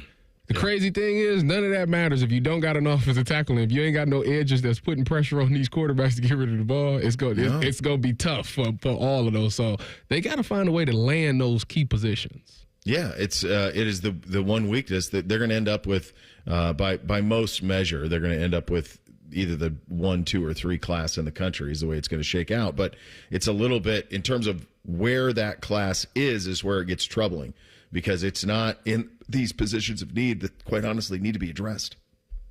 Yeah, we gotta, and you gotta hit the portal. And I don't know what the portal looks like right now. I tell you what, the couple of guys that they brought in the portal over the 2 or 3 years have been really good players. So I do trust that they can find the right guys, but it's going to cost you. It's going to cost you. Yeah. Ohio State right now, according to 24/7, the 3rd best recruiting class in the country. We always pay attention to that average star. Right now, the average, Texas is number 1, Georgia's 2. Average star rating at Texas is 93.54. That is the best. Alabama's is 93. Actually, Oregon's is 93.51. So they're shopping for Louis Vuitton at Oregon. They're not messing around. Michigan currently, both Michigan and Oregon are in the top 10 in the recruiting rankings. Michigan is 8, Oregon is 7. Michigan is 6, Oregon is 7. Michigan has skyrocketed because of the events of the last couple of weeks in terms of what they've done with their collective. Jake Trotter on what we saw last night and what he saw at the Shoe on Saturday. That's coming up next. Bishop and Friends right here on The Fan. Hey, what's up? It's T-Bone. Guys, listen up. How many of you out there have been diagnosed with sleep apnea? Maybe your partner can't tolerate your snoring every night. You can't stand your CPAP machine. I totally get it. But the good news is there are alternatives to the CPAP machine. And Dr. Mark Levy is here to change your sleep and your life. Trust me, your spouse will thank you later. Dr. Mark Levy can customize an oral appliance that opens your airways, helps you breathe better, and, of course, stops your snoring. That's the main point. It's quick and comfortable and an alternative to those bulky, loud CPAP machines you always hear about. For over 15 years, Dr. Mark Levy has led the way when it comes to treating snoring and sleep apnea, and now he's expanding his practice to better serve his patients with a brand new location in Marysville. I love Marysville. If you're snoring and not sleeping, you need to call Dr. Mark Levy's office today. Do not delay. Schedule your appointment today with Dr. Mark Levy at 1-800-MORE-SLEEP. That's 1-800-MORE-SLEEP. You can also visit him online at sleepbettercolumbus.com. And now, sleepbettermarysville.com too. At Meijer, we believe the holidays should be a special time. A time when families and friends can gather for the simple purpose of enjoying each other's company. From the gifts and decorations which make the moment, to the fresh ingredients that make the meal. Count on Meijer to bring the magic of the season to life with just one stop. We're always working harder to make the holidays a good deal better. Meijer, bring more good to the holidays. Come out and cheer on Ohio State men's ice hockey this Thursday, December 5th and Friday, December 6th. Join the Buckeyes of the Schottenstein Center as they take on Penn State. Thursday night, don't miss a special Pucks and Paws event where you can bring your dog to the game. Buy your tickets at ohiostatebuckeyes.com. Take action this season with Logan Services. Save up to $2,000 on a qualifying train system and choose from our free indoor air quality stocking stuffers. Free estimates, next day installation, Logan Services. The Fan Guest Hotline is sponsored by Columbus, Worthington, Air, and Bryant. Doing whatever it takes to keep you and your home comfortable. The Fan. Let me introduce you to a man with a magnificent salt and pepper beard. A man who's currently roasting lamb on a spit. A man who runs the Rocky River Greek Festival. That man is Jake Trotter. Indeed he is. He joins on the Bryan Heating Cooling Systems Fan Guest Hotline. Our good buddy Jake Trotter, senior college football writer at ESPN. You were here on Saturday. How did what you saw match up with what you thought you would see? Well, I have to say, Bo, I've been covering college football for 17 years, 18 years now, and I have never seen a more catastrophic loss, definitely in person, in my career. I couldn't. I think you guys, Tyvis is there, right? I think you guys felt like there was more of a possibility that Michigan could do what it did than I did. I just didn't see the path. Yeah. Having covered Michigan in person, having covered Ohio State in person this season, but boy, did I underestimate the swing of the rivalry. And I got to be honest, guys, I don't know how Ohio State gets off the mat from that. When you factor in the way the crowd was reacting to Ryan Day afterward, which got overshadowed by everything else that happened. When you factor in the melee and just the look of Ohio State during that, it was just a debacle of epic proportion, and I don't think I have anything in my mind that's comparable. Yeah, it was pretty bad. First of all, how was your eyes, Jake? Because I know you was a part of the pepper spray. How was your eyes? Well, I covered the Cleveland Browns for 5 seasons, and I saw some wild things covering the Cleveland Browns. But I got to say, I never got pepper sprayed covering the Browns, which, it was weird. I was in the middle of all that, getting video for SportsCenter, for ESPN.com, all that. And all of a sudden, toward the end, I was like, why am I crying? I just started crying, and I'm like, what is going on? And then it kind of, I looked around and other people were crying. And then, I'd never been pepper sprayed before, but I didn't know if it was like pepper spray or something else, but I knew that they had dislodged something from a canister or from a can to quash the fighting. Because, guys, it wouldn't end. That was the other thing. I've seen stuff like that before, but usually it lasts like 30 seconds, a minute tops. That thing was going on 5 minutes, and every time they would break it up in one space, it would open up in another.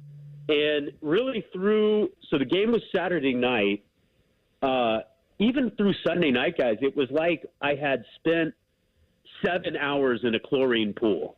Jeez. That's how my eyes felt. So it was fine, but it was definitely I definitely got pepper sprayed. That definitely did happen. In terms of the teams that you've seen in person this year, at their best, how would you rate them in terms of making a run in the college football playoff? Well, I would have said Ohio State. I'm not saying that anymore. I think that loss. Do you guys think that loss is going to have a residual effect? I hope not. You know, the thing about it, buddy, like Tyvis brought this up on Monday, like the 15 they lost to Michigan State. Gosh. But the thing that happened in a very similar way, honestly, like a lot of called into question. Zeke was calling out the play calling, all of it. But they had Michigan the next week. So they could get right back at it, and they had the rival. Yeah. I don't know how this team responds to not playing for 3 weeks. I don't know if you guys were there post game. Like it was devastating. Yeah. It was absolute devastation. I don't think Will Howard knew what to say. You know, you saw coaches and staff like bloodied from the melee coming off the field. Everybody seemed shell-shocked on the Ohio State side. And listen, we've seen like teams suffer bad losses, right? Like most teams go through that. Upsets, your big favorite, you lose. This was just different. And it's part of it was that it's your hated rival. Part of it is that your hated rival has dominated you in a certain way. Part of it is that, you're the second biggest favorite in this rivalry since 1978. And part of it was just the angst that the fan base already had. And Mecca told me during the summer, like, we haven't won anything. I came back to beat Michigan. Yeah. And then you guys like Jack Sawyer, they don't do it. That's hard. That's hard to bounce back from. Like, maybe they can do it. I'm not saying it's impossible, but my immediate reaction was like, I was going to pick Ohio State to win the national championship, and I'm not doing that anymore. Yeah. That's fair. First of all, I want to congratulate you again on Penn State. You were right, and I was wrong. They're playing for the Big Ten champions, maybe. Easy. Now, but taking them over Oregon. Are you? Listen, no, I'm not. I'm taking Oregon over Penn State. Okay. Now, but I want to talk about Ohio State versus Tennessee. Right now, it's slotted that they would play. Locked in. Well, we'll see. We'll see about that. But let's say that does happen and it's at the shoe. I mean, I know you have your doubts about how they will respond, but don't you think that that's a winnable game for the Buckeyes? Well, listen, every game that Ohio State would play in the playoff would be winnable. Who are you terrified of in terms of the 12 teams? Great. I mean, there's nobody great. I mean, Georgia has a level that they can get to that's terrifying, but that only lasts for a half. And then the other half, they're like very beatable. So, I don't think there's anybody that Ohio State can't beat, and they can certainly beat Tennessee. Tennessee's got a great front. They have an athletic quarterback, but people have beaten Tennessee. Like, that's a beatable team. So I think Ohio State can win. It's just taking a step back, can they go on a run? That's the question. Because that is what they have to do now for, I think, everybody to feel safe about their jobs. And that's just going to be a monumental task given the mental state of the team coming off this loss. So can you beat Tennessee? Sure. Can you beat Tennessee and then I guess they would play like Oregon right now? Would it be? Oh yeah, because are they the 8 and 9? They're right? the 8, yeah. So they'd play Oregon, and then they would play somebody from the SEC again. I mean, the other thing too, it's harder to win an extra game in this playoff. That's why these NFL teams, they really want that number 1 seed, to rest up and get a bye. It is going to be a long time off from conference championships to the quarters, but we don't really know how these teams are going to react because this is so new and different at the college level. But listen, Ohio State has the talent to beat anybody and win the national championship. And before Saturday, I was picking them to win it all. And now I don't know what to make of them. I'm as stunned as anybody else by that result. I did not see that coming. And maybe it's just Michigan. Maybe it's just a Michigan block, and they can be the Ohio State we've seen the rest of the season otherwise. But again, most catastrophic loss I've seen in person in my career. Yeah, I think it's. I think the only thing that saved it is, and it didn't even save it because people here don't want to hear that, but it's the fact that they do still get to play. That's it. Sure. Like in another world, this season's over, and we're going, now what? And that's the thing that's really kind of brutal to sort out is the now what of it. And when you think about what this committee did, let's talk about that for just a second, Jake. What they did last night, talking to Jake Trotter, ESPN, locking in teams that have no more metrics. So they can move inside the 12, but theoretically, the only thing keeping Alabama from being in the playoff would be Clemson beating SMU. That's it. Everything else seems they can move those positions where you're seated, but it seems like they have their field. Well, this is why I don't like the weekly rankings. Me either. Now I like them because ESPN makes money off them, and I work for ESPN, so whatever's good for them is good for me. But it does put the committee in a situation where they're locked in with rankings that are sometimes just completely off. Yeah. And they can't step back and take a look at the body of work and like Tyvis. I mean, I remember, I was at TCU Iowa State in 2014. TCU beats Iowa State 55-3. And they put you guys in the play. You guys jumped them. As they should have. Well, I'm not saying you should or shouldn't have, but you should have. But I mean, it was like, how do you jump TCU when they just beat somebody by 52 points and they're ranked ahead of you? It just made no sense. That's why, I wish in a perfect world you would just do the rankings once the final week of the season. Maybe we could do a mock ranking every week, but it's not going to happen because we're already down this road and people make money off it. But they're locked into Alabama right now. They are locked in, yeah. I'm telling you, South Carolina, in my view, should be in over Alabama. I agree. That's my one playoff hot take right now. And if the logos were different, I think that South Carolina would be in. But the logos matter, as you just illustrated in 2014. Yes. Hey, logos. Hey, they got it right. I'm just saying it's the right option. You got to remember at that time there was a poll mentality. You never jumped somebody who won. You didn't, and you guys did. And it was like, wait, what? This is happening? It all worked out. You guys proved you validated it, all of it. But up until that point, that type of stuff never happened. But TCU was one of the 3 best teams in the country that year. I don't disagree with you on that one, actually. Yeah. I think you guys, Tyvis, I think Alabama and probably TCU were the 3 best teams, right? No, the problem was Oregon was undefeated. Yeah. They were the one. Oregon hadn't lost. Above Alabama? Yeah, Oregon. They had Marcus. Yeah, that's true. Yeah. That's true. Okay. All right. Well, TCU was one of the 4 best teams. Fair? I think so. That's fair. I think that feels fair. Good talking to you, buddy. All right, guys. Hang in there. It's going to be a long couple of weeks here. Long couple of weeks, brother. That's Jake Trotter, senior college football writer at ESPN on the Bryant Heating and Cooling Systems Fan Guest Hotline. We hit Thing or Not a Thing up next. Bishop and Friends right here on the Fan. Power up the holiday and give a gift from the top of their wish list. Visit your local Steel dealer today or shop online at steelusa.com. The Ohio State Coaches Daily Show is brought to you locally on the Fan by Credit Union of Ohio.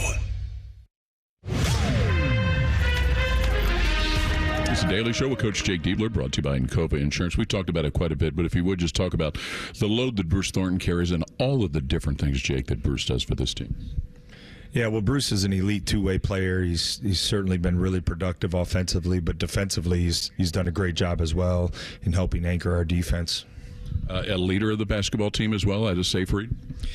Yeah, Bruce has got the biggest voice on our team, and he practices with an effort and energy every single day, which is really, really important and one of the things you want from one of your absolute best players. We'll have another comment in just a moment. Hi, I'm Archie Griffin, 2-time Heisman Trophy winner. The right coverage can be a game changer, both on and off the field. That's why Encova Insurance and their local independent agents are prepared for what's next and protect what matters most to you. Whether that's your home, car, business, or family, Encova's got your back with a policy that fits you perfectly. with local independent agents in your neighborhood and innovative insurance products that can be tailored to fit your unique needs. Encova's playbook is an easy win for your peace of mind. You can trust their team of agents to develop a strategy that's just right for you.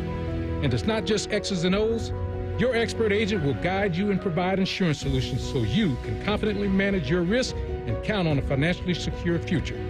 For auto, home, and business insurance, you want Encova on your team. Visit Encova.com today to find an agent near you. Encova is a proud sponsor of Ohio State Athletics. Go Bucks! Now, the officials have been talking for quite some time. All righty, let's see what they have to say. Upon further review, there is no penalty on the play. However, we have conferred and discovered that Bob, the line judge, has saved a boatload for his kids' college using Ohio's 529 plan. It is tax-free, accepted nationwide. Bob recommends we all go to collegeadvantage.com. First down. Well, that's not entirely unexpected. Classic Bob. At Ohio State, we are the never afraid to innovate teams and the improve people's lives teams. Together, we are the Ohio State University. Jake, while we were talking about Bruce Thornton, if you would just talk about the return of Michie Johnson back here and where he's grown since he was here before and is now here. Well, I think you're seeing a two-way player, a guy who can guard the ball and be impactful defensively, and then, someone who's certainly grown in his efficiency on offense and a playmaker. Maybe early on in his career he wasn't able to make for others as much as himself, and now you're seeing a guy who's able to do multiple things on the offensive side and has a great deal of firepower. This is the Ohio State Sports Network from Learfield. Hey, basketball fans, Credit Union of Ohio wants to help you score more by making life more affordable. It's time to play with a team that helps you win every day. Credit Union of Ohio's loan rates have dropped to provide affordable financing for the things you want and need. It's time to reevaluate your current loans and consider refinancing with a team that cares about you. Check out current specials and get started scoring more money at cuofohio.org. That's cuofohio.org. NCUA insured, equal housing lender. Everybody knows that Roosters is a fun, casual joint with their award-winning waitstaff, great food, fun, and laughter. It's a quick stop on the way home to sit back and unwind or grab a carryout. Roosters is where you, your family, and friends can order pizza, sandwiches, salads, and more. And the home of award-winning wings that are fresh, never frozen. It's your family's other dinner table. Roosters, a fun, casual joint. Would you believe that giraffes are 30 times more likely to get hit by lightning than people? Or that a single cloud can weigh 550 tons or more? Sounds fake, right? How about an insurance company that actually treats you right? Sounds unbelievable, but it's true. NJM Insurance is proud to put policyholders first. And they don't use jingles or mascots either. Don't believe me? Well, guess what? Everything in this commercial is true and approved by the legal department. No jingles or mascots, just great insurance. Visit njm.com for a quote. All right, guys, if you feel like you've lost more than a step or two, it could be low testosterone. Don't wait. Get your levels checked by the experts at Low T Center. They have more than a decade of experience with testosterone therapy, or TRT. And for established patients, they offer at-home TRT treatment that includes both lab testing and medication. The TRT plan from Low T Center is a personalized treatment plan, and the at-home TRT plan ships directly to your door. Book your appointment at lowtcenter.com. Low T Center, reinventing men's healthcare.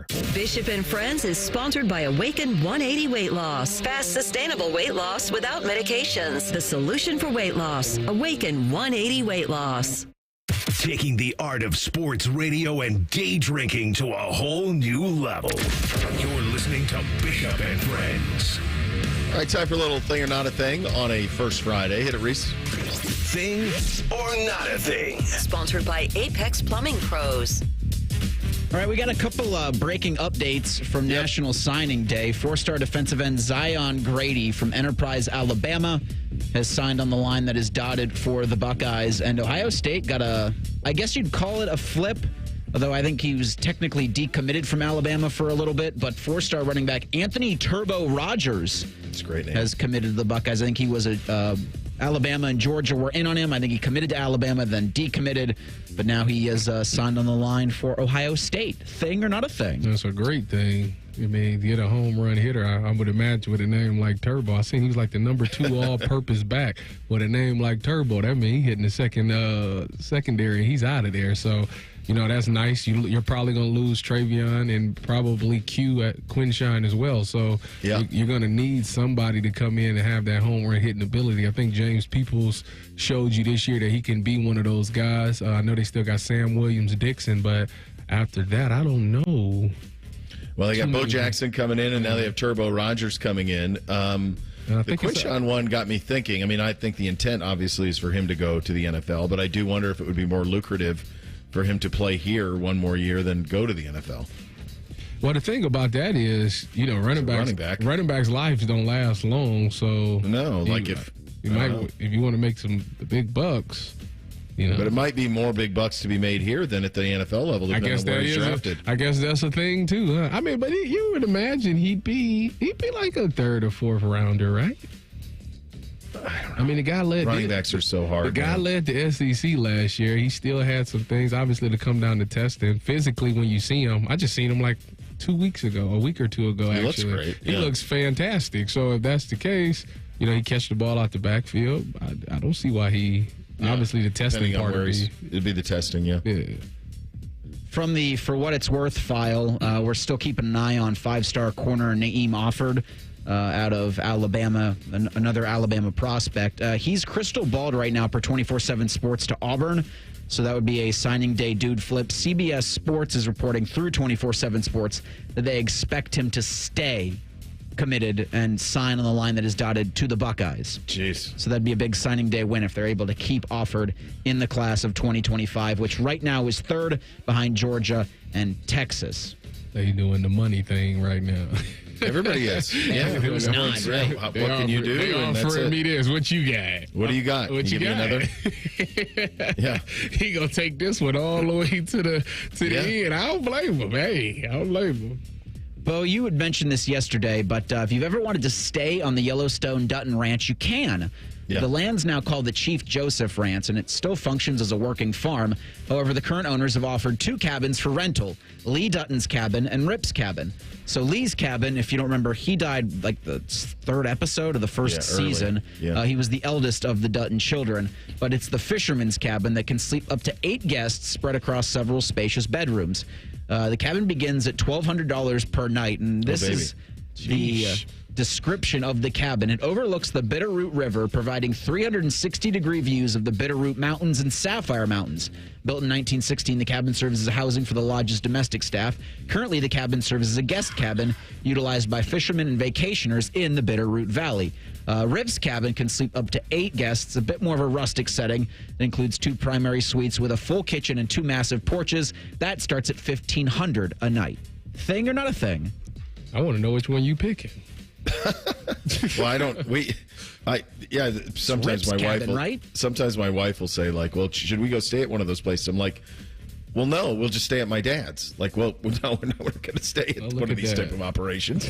We'll stay on the Ponderosa. Stay out at my uncle's. Who knows? As for this is really smart of them. This ranch has been around. The Chief Joseph Ranch has been around forever. It was a National Historic Site, I think, at one point.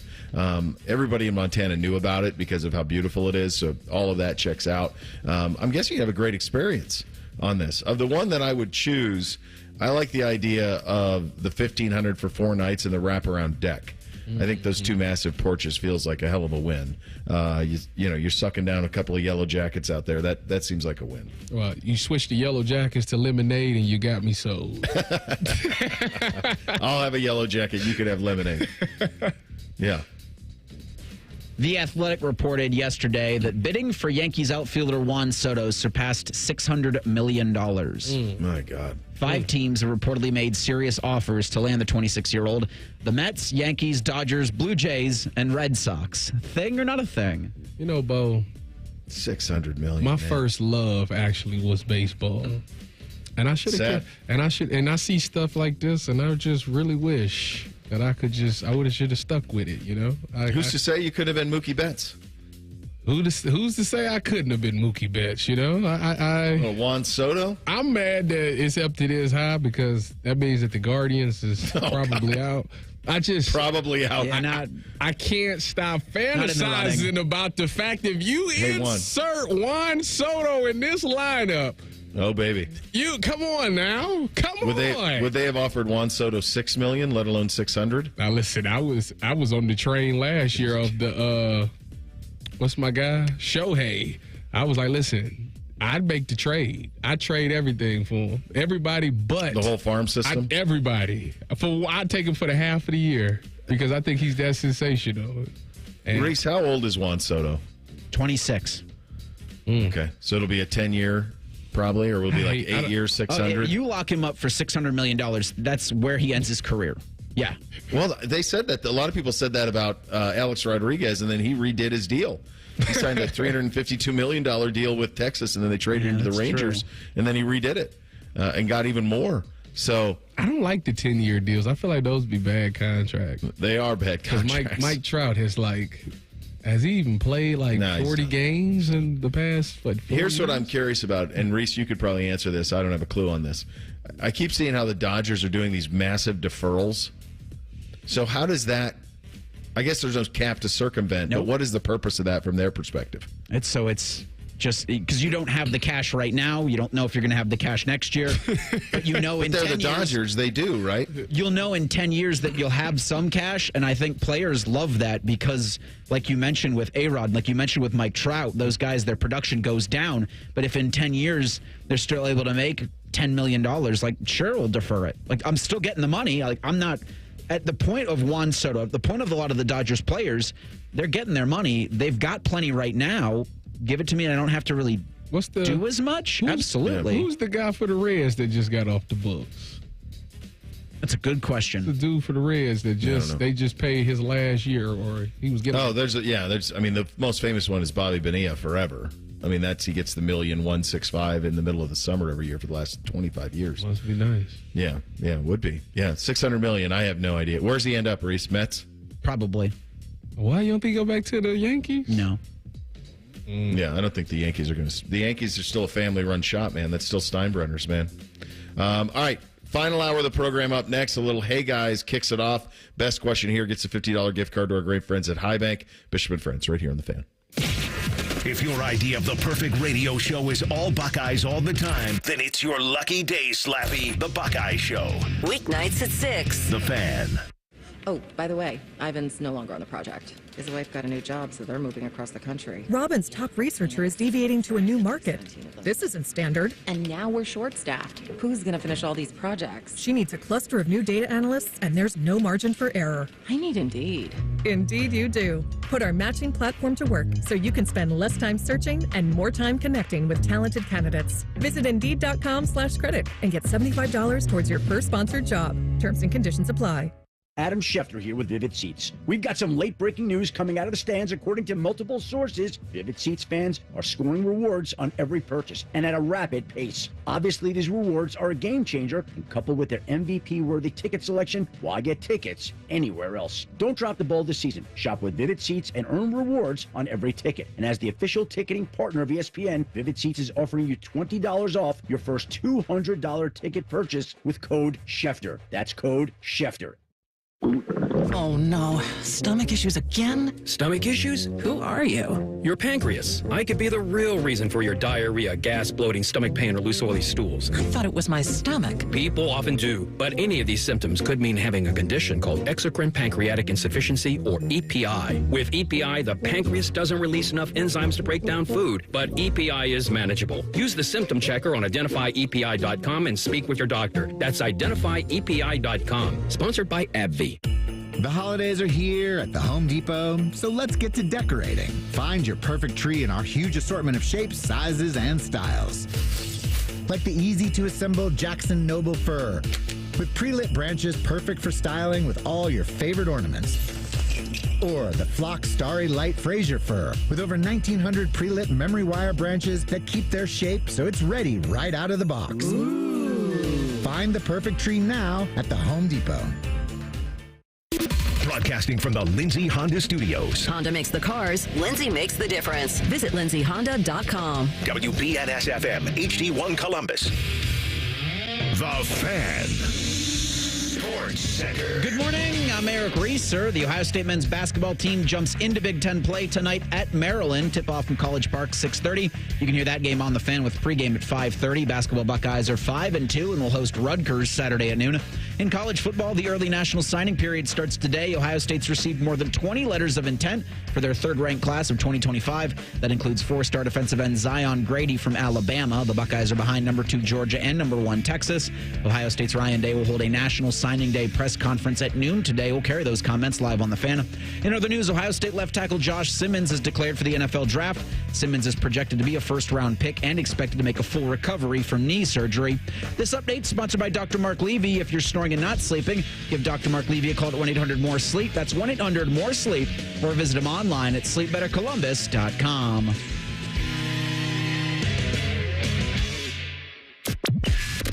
They'll offer betting advice, but don't bet on it being good. You're listening to Bishop and Friends. All right, final hour here on a First Friday Miracle edition of the program. National Signing Day is upon us. We had some Buckeyes with some hardware yesterday from the Big Ten. We will go over all of that, keep you posted on all of it. Buckeyes getting a lot of the guys to sign on the name, which is dotted. We'll see if they get some late flips. But so far, going according to plan for Mark Pantoni and the fellas up the street here a little bit. It is a First Friday. It is time for a little Hey Guys. Hit it. Nothing is off limits. Your participation is required. Just use the hashtag HeyGuys and ask anything you want. Do it now. Sponsored by High Bank Distillery, home of the best blended whiskey in America. Grab a bottle or dine in at their 3 restaurant locations: Grandview, Gahanna, and now in Westerville. Drink local. Drink High Bank. And when you're talking about High Bank, my friends, you're talking about the best blended whiskey in America. It is 3 years running. It's right here in town. Stop by High Bank's 3 locations: Grandview, Gahanna, Westerville. Enjoy those award-winning spirits for your next happy hour. Make your reservation at highbankco.com. Drink local. Drink High Bank. Winner here gets that $50 gift card. The tasting for 10. Go ahead, Reese. All right, Ryan asks this on Twitter, and feel free to send in your Hey Guys if you're in the YouTube chat right now, or at 971BFS. We'll see if we can get to those. But Ryan asks, with today being early signing day and having the commitment from Tavian St. Clair, what do you guys think the Ohio State quarterback room looks like when the Buckeyes open up next year against Texas? Probably what, 2 guys probably be gone? I'd say 2. I'd say Devin probably gone. And Air, I would think. Probably Air. And then that'll leave you Lincoln, Julian, and Tatum. Maybe Lincoln, too, honestly. I mean, possibly. Yeah. I think you're looking at... No, I think Lincoln be the type to stay. But, I mean, you got to play at some point, right? I agree with you. I agree. But I want him to say, but injuries do happen. Yeah. Yeah, you want to... At some point, you got to play. I mean, I would say Julian saying... as your starter. I would think that Devin and Air would transfer out. Lincoln, I think, will be interesting. Tavian will be there, and then I think they'll hit the portal for a veteran. Not like a veteran to come in and compete, but a veteran to like be a backup, be a guy who's been around. What's my guy's name, Air, that should have played last year? What's my guy? Jebbia? Tristan Jebbia. I think he's exhausted 9 years of collegiate eligibility. My boy. Those type of guys. Cade McNamara is available. Mm-hmm. He's entering the portal again. I mean, he could give you some... Come in and back up. He give you some intel on the team up north, huh? Josh asks via Twitter, if you could put yourself in any past athlete's shoes, which athlete would you go with, and what game or moment would you want to live through their lens or in their shoes? That's easy. I would love to be Tiger Woods at the Masters the first time he won it when he lapped the field. And to just play a final round of Augusta National where it's in the bag. And you know that you're getting a green jacket. You know that this world is your oyster. You know that from here on out, if you're going to win majors, they're going to have to beat you. It was his truly hello world moment on the biggest possible stage, and he got to kind of cruise in and win it. So that's the first one that jumped into mind. That's a great one. But, me being who I am, it's only one moment, and I think Eric should know this moment as well. I would like to be LeBron James in 2016 after I glass Andre Iguodala, and I know that we're going to win the game after I see Kyrie hit the shot. Like that moment when that clock hits 0, to know that you just pulled that moment of being down 3-1 to win it. Yeah. To bring a championship to Cleveland, that's something that hadn't happened in 52 years. Man, I you know what? That's a good one. That's a good one. It's not too many moments that can beat that moment. Kyrie hitting the shot would be pretty good. To be in his shoes and then to be in his mind just for a little bit, because I think there's a lot going on up there where you'd probably want to pull ripcord early. But also, J.R. Smith would have been game 1 of 2017. Oh, God. The 2017 finals, where he just forgot, I want to know what he was thinking in that moment. Oh, my God. He thought he was winning. He thought we had, we had the lead. Yeah. Kyrie, they don't talk enough about how great Kyrie was in 16. No, Kyrie was my favorite player on the Cavs. That entire, his entire tenure here. That was I know LeBron came back and all those things, but it was just unbelievable joy to watch Kyrie and just some of the stuff that he did. Even today, he's still doing it. And I just be like, it's like poetry in motion.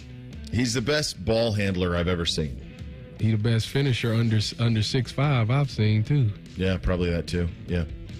Troy asks, hey, guys, what crazy gimmick would you do on National Signing Day if you were making a college decision? That he has some pictures accompanying the hey, guys, with a Florida commit and a Chucky doll and a Georgia commit and a bulldog puppy. What was the Chucky doll with Florida about? I have no idea. It was Keon Zipper, who was a tight end back in...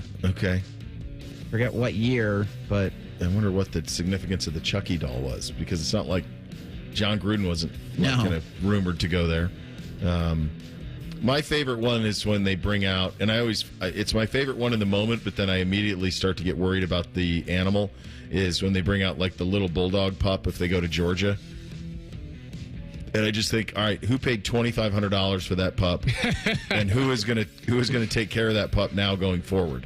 Who's worried about the well-being of that pup?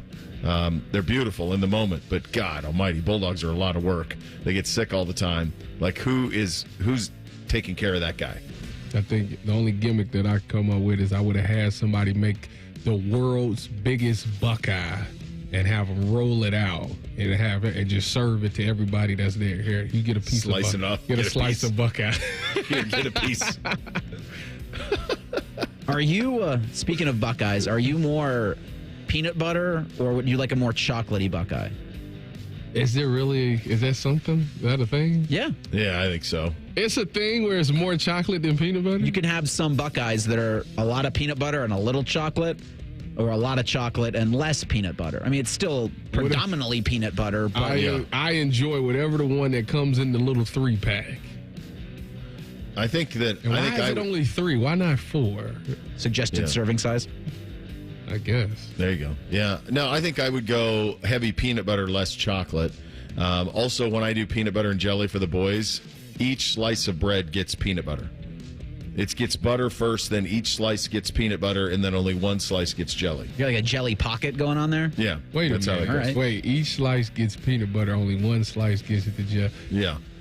Huh, I never did it that way. I always, one half was peanut butter, one half was jelly. Yeah. Do you guys toast them?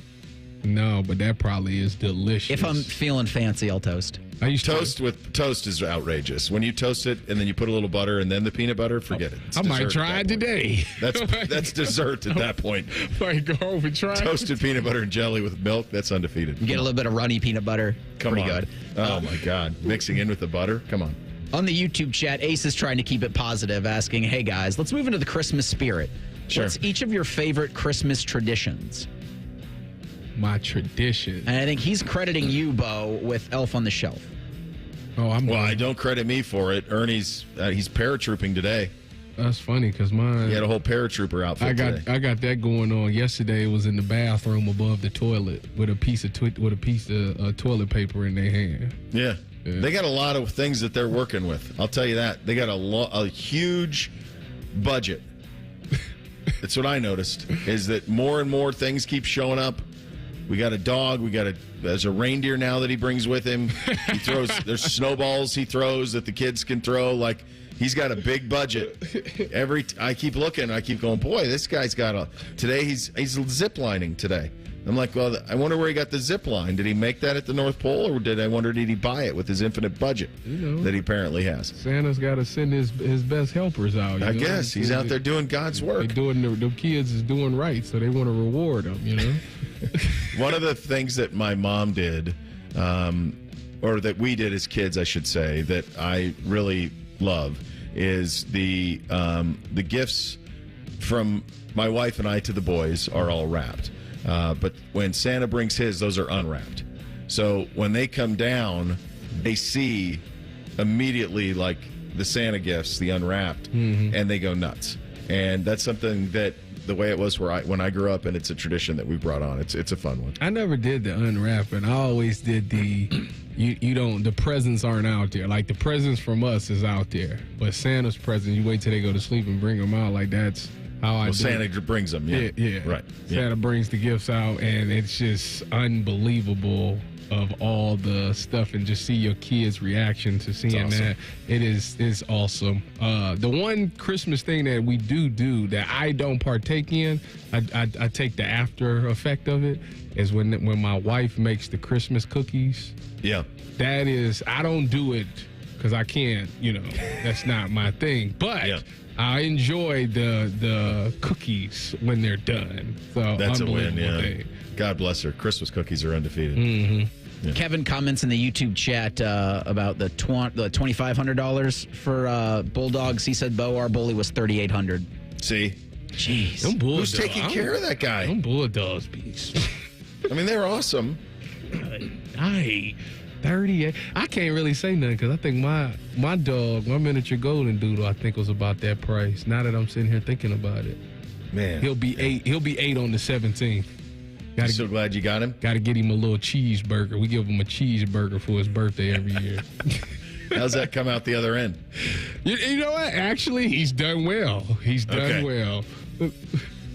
We'll wrap it up with Kyle on Twitter, I think, just because of our food conversation. On a cold, blustery day like this, he asks, what's your favorite food or meal to help warm you back up?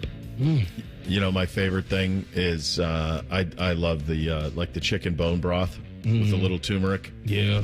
That's such... You give me that, well, I'm good. Well, the chili recipe is I've heard it's very hard to make. As y'all know, I'm not in the kitchen a lot, but the chili recipe is the hardest thing to make. So what I'll do is I stop at Wendy's, because Wendy's got some of the best chilies with their chili sauce. You get that, make some hot chocolate tonight. Ooh wee. Now you're good. Great time.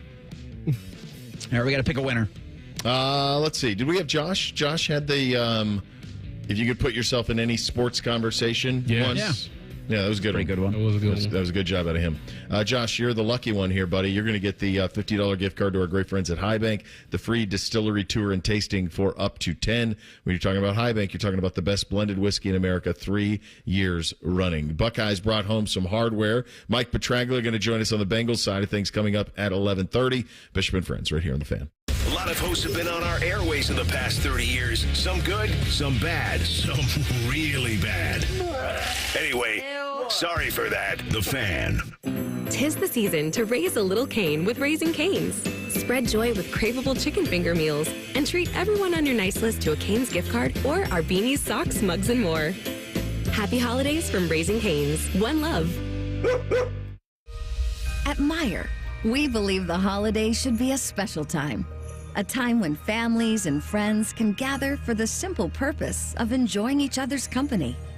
From the gifts and decorations which make the moment, to the fresh ingredients that make the meal. Count on Meijer to bring the magic of the season to life with just one stop. We're always working harder to make the holidays a good deal better. Meijer, Bring more good to the holidays. Hey guys, it's Anthony Rothman. If you're feeling those holiday blahs already or just not bringing your usual cheer to the party, it could be low testosterone. That's right, it does affect our moods. Testosterone therapy, or TRT, can help put some jingle in your bells. But we all have different T levels, so don't just go for that standard dosage TRT plan. Go to the experts at Low T Center. Their TRT plan is tailored for you and with over a decade of experience. Go to lowtcenter.com and book your appointment. That's lowtcenter.com. Low T Center, reinventing men's healthcare. Get Eco. Hey, Aaron, did you know I invented one of the most important things in the whole toilet industry? You did? What was it? I invented jiggling the handle. You did that?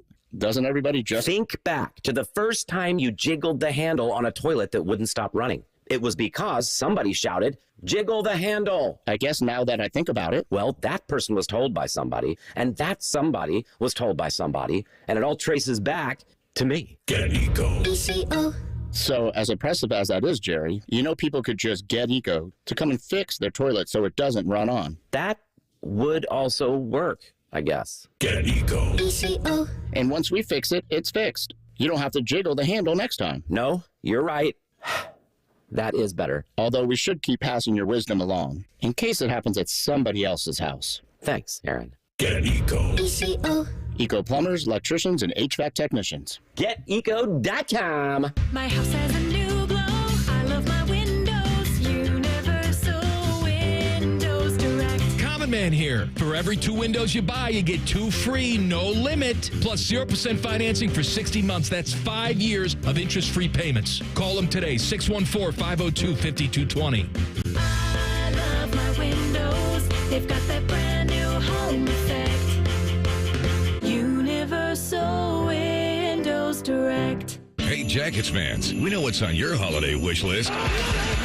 Ask your Secret Santa for a Blue Jackets holiday gift pack. You'll score 2 tickets plus a Blue Jackets Honda shirt, all for just $99.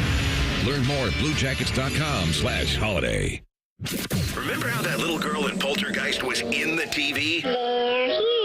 Yeah? Well, she's actually dead now. It's quite sad. Anyway, watch your favorite fan shows on your TV by subscribing to us on YouTube. Search 971 The Fan. Do it now. Healthcare.gov has plans for health because you have plans for life. All plans cover doctor visits and emergency care to keep you and your family running strong. All plans cover hospital stays and prescriptions so you can have peace of mind. Visit healthcare.gov to explore health plans from the brands you know. 4 out of 5 customers can find a health plan for $10 or less per month with financial help. Enroll at healthcare.gov by December 15th for coverage starting January 1st. Paid for by the U.S. Department of Health and Human Services. Steel holiday savings are here.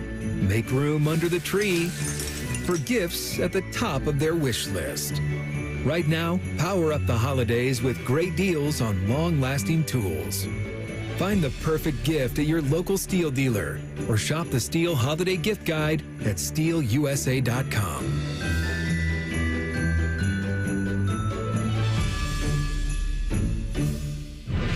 Fan weather.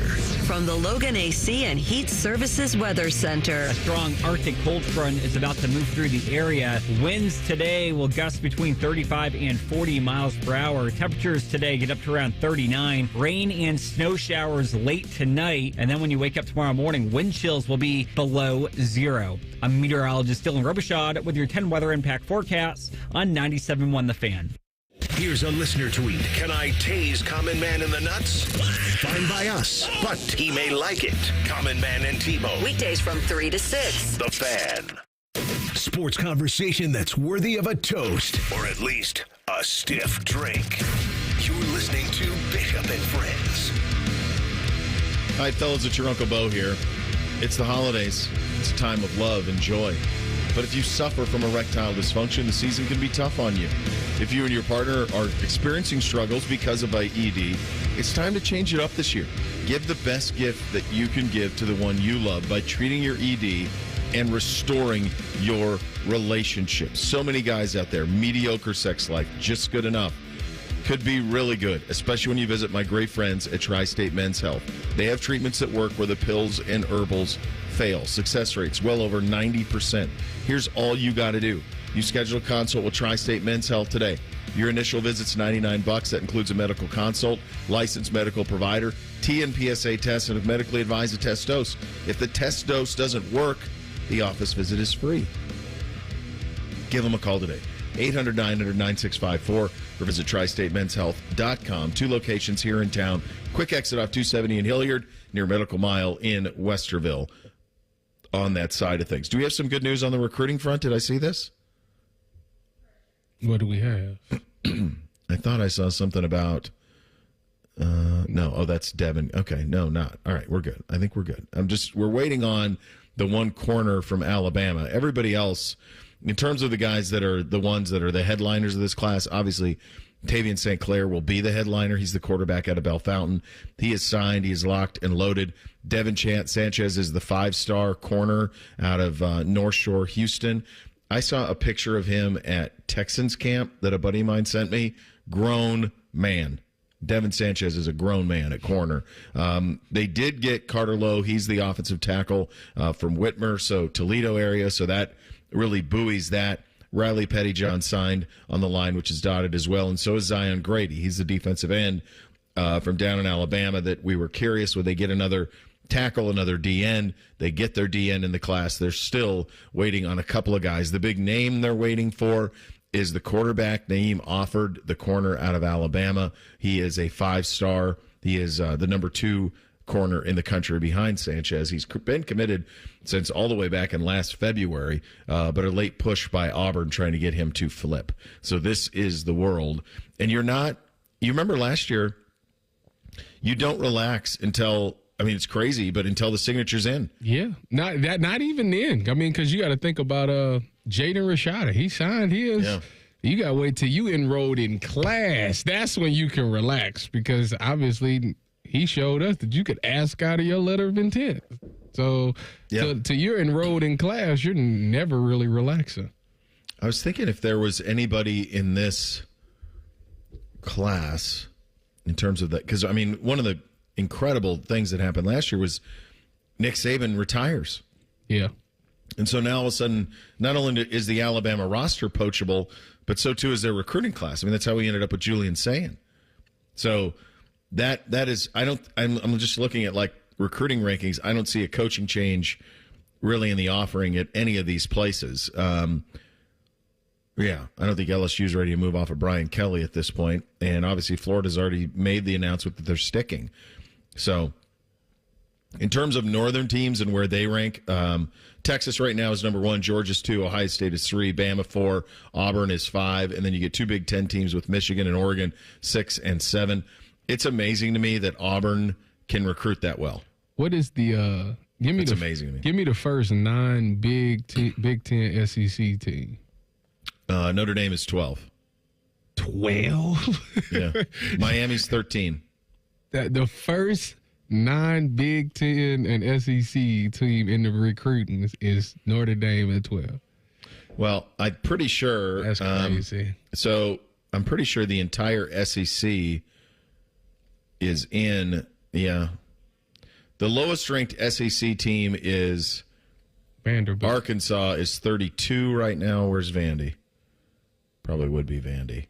They're probably the lowest ranked. They're all the way down at 70. Yeah. Okay. So Arkansas is 32. Everybody else is in it. Kentucky's 29. Mississippi State 26. Missouri 23. Where is Penn State? Penn State is 18. They're recruiting at a level like Georgia Tech. Really? That's they should be so much better than that. That's always my beef with them. That's a shame. Yeah, they're 18. Nebraska's 19. Georgia Tech is 17, which is crazy. USC is 16. Oklahoma 15. Ole Miss 14. So that's the way that it kind of shakes out. But it's predominantly SEC. There was a tweet I saw from, I think it was Page 6 Previews, that had like a 5-star. That had a 5-star ranking, and the SEC had 22 5-stars as a conference. The Big Ten had 9, and then the rest of everybody else had 1. So when people, this is the thing, like when you have that 9 and 3, 10 and 2 conversation, evaluators, and I've heard Todd McShay be very blustery about this, I've heard other people be very blustery about this, that they trust the talent. Mm-hmm. And the pushback is, well, you have to win games too. But what they come back to all the time is, well, that's the most talented league. And if you follow recruiting and you follow the NFL, it is. So just real quick, the On3 is reporting that David Sanders Jr., the offensive tackle that had spent quite a bit of time at Ohio State, has not submitted his paperwork to Tennessee yet, but I guess there's nothing to worry about in regards to that commitment. So, like, I don't know what the hell that means. He would have been a massive flip. Yeah, it would have been. That would have been like, hold the phones, breaking news, like stop everything. The hard part about it, too, is like, because of these late things like the Sanders kid we're talking about here, like some of the kids who are the real stars of the class who are already signed, they don't get the shine, they don't get the attention on National Signing Day because we're talking about these kids who are these late decisions. Yeah. It's also crazy that like almost all of these classes are done in December. There's hardly anybody for February. Yeah, the February thing, it doesn't even like, for example, we so busy was talking about Jeremiah Smith that they had another kid, was it Mylan Graham from last year that got here late, and they said he was actually pretty good, but like it was already over with for this season because they had all those guys. So like that's crazy that it's that big of a difference than coming in January, which I redshirted. I came in January still redshirted, but there's a huge advantage in today's football from coming in early. Would you? I would like to see that stopped. What, coming in early? Yeah. Why? I just think that life goes very fast, and you'll be here in plenty of time. And yeah, of course there's going to be an advantage to get in there and do it. But I think we are in such a hurry to rush these kids along in life into what's next, that really how much of a difference does an extra 3 months of high school and go to your senior prom? How much damage does that do? Well, I skipped senior prom for sure. Too many people asking you, probably. Didn't want to break hearts. No, I was at Ohio State. It was senior prom every day, and you didn't even have to dress up. It was senior prom every day. I don't know if you know who I am, but I played football at Ohio State. To be honest with you, when people would bring that up to me, like, why do you want to go in early and stuff like that?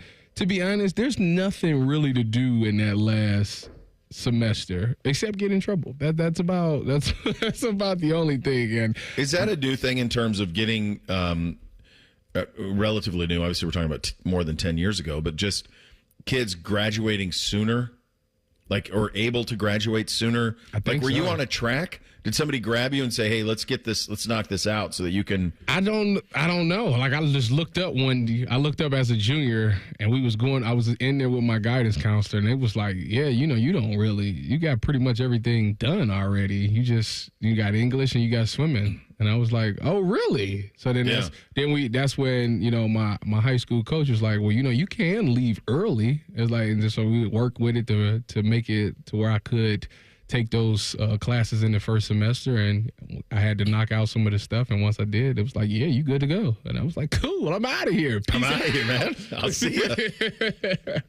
I'll see you on down the road. Yeah, but I don't know, like, because I know every high school got certain requirements, and like, I felt like I took the same amount of courses as everybody else. Like, I don't know. Like, college, I graduated early at Ohio State because I'm gonna tell you it was a mistake. It was a mistake. So when you come in early, what happened was I came in early at Ohio State, so they thought my advisor thought that I was in the 2011 class.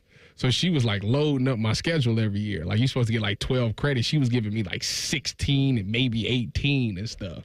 Yeah. So like when it came around like my third year, she was like, you only got like half a year to go until you graduate. And I was Let's go. So I'm like, well, go ahead. We loaded it up this much, load it up again. Let me do it one more time. And yeah, that's how I graduated early out of Ohio State.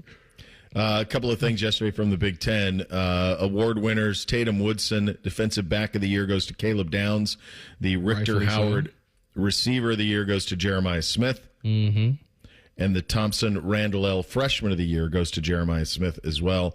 Buckeyes making the first team All Big Ten include Caleb Downs, Donovan Jackson, Seth McLaughlin, Lathan Ransom, Jeremiah Smith, Cody Simon, and JT Tuamoloau. Second team were Jack Sawyer, Sonny Styles. Third team members, Denzel Burke, Emeka Buka, Travion Henderson, Will Howard, Quinshawn Judkins, Josh Simmons, Tyleek Williams. Honorable mention, Ty Hamilton, Jordan Hancock, David Igbinosun, Josh Fryer, and Tegra Shabola. So Tyleek was 13.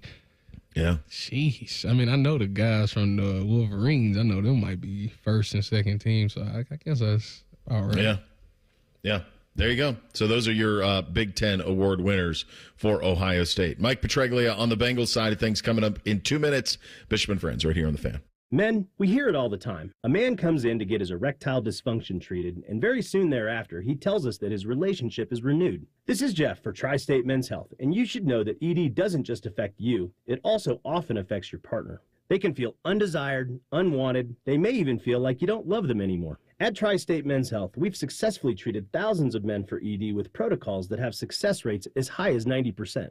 Which means if you're like most men, we can get you back to the guy you used to be. You could even last up to an hour or more and find you're performing like you haven't in years. So call us today and give your partner the gift of renewed love. Your first visit is only $99 and includes blood work, a medical consult, and if medically advised, a test dose. And if that test dose doesn't work in our office, your visit is free. Call 800-900-9654. That's 800-900-9654 or go to tristatemenshealth.com. That's tristatemenshealth.com. Tri-State Men's Health, a Promenic restorative health practice. Oh no, stomach issues again? Stomach issues? Who are you? Your pancreas. I could be the real reason for your diarrhea, gas, bloating, stomach pain, or loose oily stools. I thought it was my stomach. People often do, but any of these symptoms could mean having a condition called exocrine pancreatic insufficiency, or EPI. With EPI, the pancreas doesn't release enough enzymes to break down food, but EPI is manageable. Use the symptom checker on identifyepi.com and speak with your doctor. That's identifyepi.com. Sponsored by AbbVie. The holidays are here at the Home Depot, so let's get to decorating. Find your perfect tree in our huge assortment of shapes, sizes, and styles. Like the easy-to-assemble Jackson Noble fir, with pre-lit branches perfect for styling with all your favorite ornaments. Or the Flock Starry Light Fraser fir, with over 1,900 pre-lit memory wire branches that keep their shape so it's ready right out of the box. Ooh. Find the perfect tree now at the Home Depot. Bishop and Friends is sponsored by Awaken 180 Weight Loss. Fast, sustainable weight loss without medications. The solution for weight loss. Awaken 180 Weight Loss. Drink recommendations, movie reviews, sports discussion, and whatever the hell Reeser does. This is Bishop and Friends. Indeed it is. On a first Friday, time to head out on the Brian Heating Cooling Systems fan guest hotline. Conversation with a great friend of the program, Mike Petraglia, covers the Bengals, Jungle's Roar Pod, as he joins us there. Mike, let's go to the end of the game on Sunday. Another one of those, boy, at some point they got to win, and then they didn't. Burrow's press conference. What did you make of the tone and what Joe said? Okay, the Joe Burrow press conference started out as pretty much every Joe Burrow press conference does after a loss, acknowledging what went wrong. He seemed down, but very cool and calm and collected. And to be honest, he was that way throughout the entire press conference. However, about midway through, it appeared to me and everybody else that I spoke to in the press conference that his tenor changed, his tone changed, and he wanted to get a few things off his chest. Mm-hmm. And the things that he said were clearly directed at this team needs to make changes to improve for next year going forward. He all but conceded that this team isn't good enough to go to the playoffs, hasn't been all year. You're 4-8 for a reason. We have made the same mistake. I asked Burrow, is there any common denominator in the mistakes that you continually make in failing to play complementary football? And he said, nope, something different every week. But then when he said, we've got to change, we've got to start doing things differently in the way we approach a season, approach a week, approach a game. And to me, and I wrote this on Monday for CLNSCincy.com, To me, that was a message towards the front office. And then he had a message for his teammates. We're going to find out in the final 5 games who we can have going forward, who we can depend on, and who we can't. And to me, those were the biggest takeaways from Joe Burrow, who wanted to send a very firm and pretty unmistakable message that the way the Bengals have played football this year is totally unacceptable. Well, Mike, it's been a couple of times that, players have taken some shots, maybe give or take 2 towards Zach Taylor. Do you think he's a guy that's safe past this season? I know the fan base has been kind of calling for his job for about a year or 2. So I think he's safe. I do like Zach and to this point, the culture he's built. But I don't think Lou Anarumo is safe. And I feel for Lou. I think he's a very good defensive coach.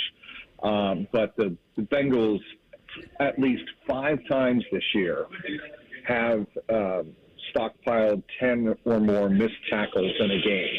That's not sustainable. And somebody's going to have to take the fall for that. It's not going to be Zach. And it's kind of convenient that it's not going to be Zach because he's an offensive head coach. He's still the play caller for the Bengals and Joe Burrow. So he's not going to take the fall for that. Lou Anarumo most likely is. But to me, the personnel department and the scouting department, for what it is, it's only 4 to 5 people, which is another subject altogether to criticize Cincinnati for over the past 40 years. They're stubborn. They won't change. And that's, I think Joe Burrow's eyes are starting to be opened a lot to the fact that the Bengals have a way of doing business, and winning isn't the most important thing. Balancing the budget and staying under the cap is, and that has got to be frustrating to him. It's got to be wildly frustrating, Mike. I mean, you kind of viewed this, and I know Joe said the window's my entire career, but the reality is that this was probably the end of this window. T. Higgins isn't going to be back. There's the contentious stuff with Jamar Chase that bugged me that I heard that all the way up in the preseason. So, how did they get here? How did they miscalculate in terms of what they thought this team could be? Obviously, they let Jesse Bates walk. They try to replace those with draft picks. Where are the misses that led to this? Well, that is a great point. Starting with Jesse Bates is a terrific place to start in terms of where the Bengals' downfall since 2021 has begun. Actually, 2022, when he left for Atlanta after that season. They thought that they could replace star players with average players and coach them up. And as long as you have number 9, he is the great eraser of all mistakes, offensive and defensive. And that has not been the case. And they have started to let foundational pieces go, and the pieces that they have drafted have not been able to step up and meet that same standard, as Joe Burrow famously said in 2021. After they won their first AFC North under Burrow. And clearly, when you are unable to replace great players with the same or similar caliber players, you're going to have a fall off. The problem with the Bengals is not only are you missing the talent, you're missing leadership and you're missing attitude. Those 21-22 Bengal teams had great attitude that made them a fearsome team in the AFC North.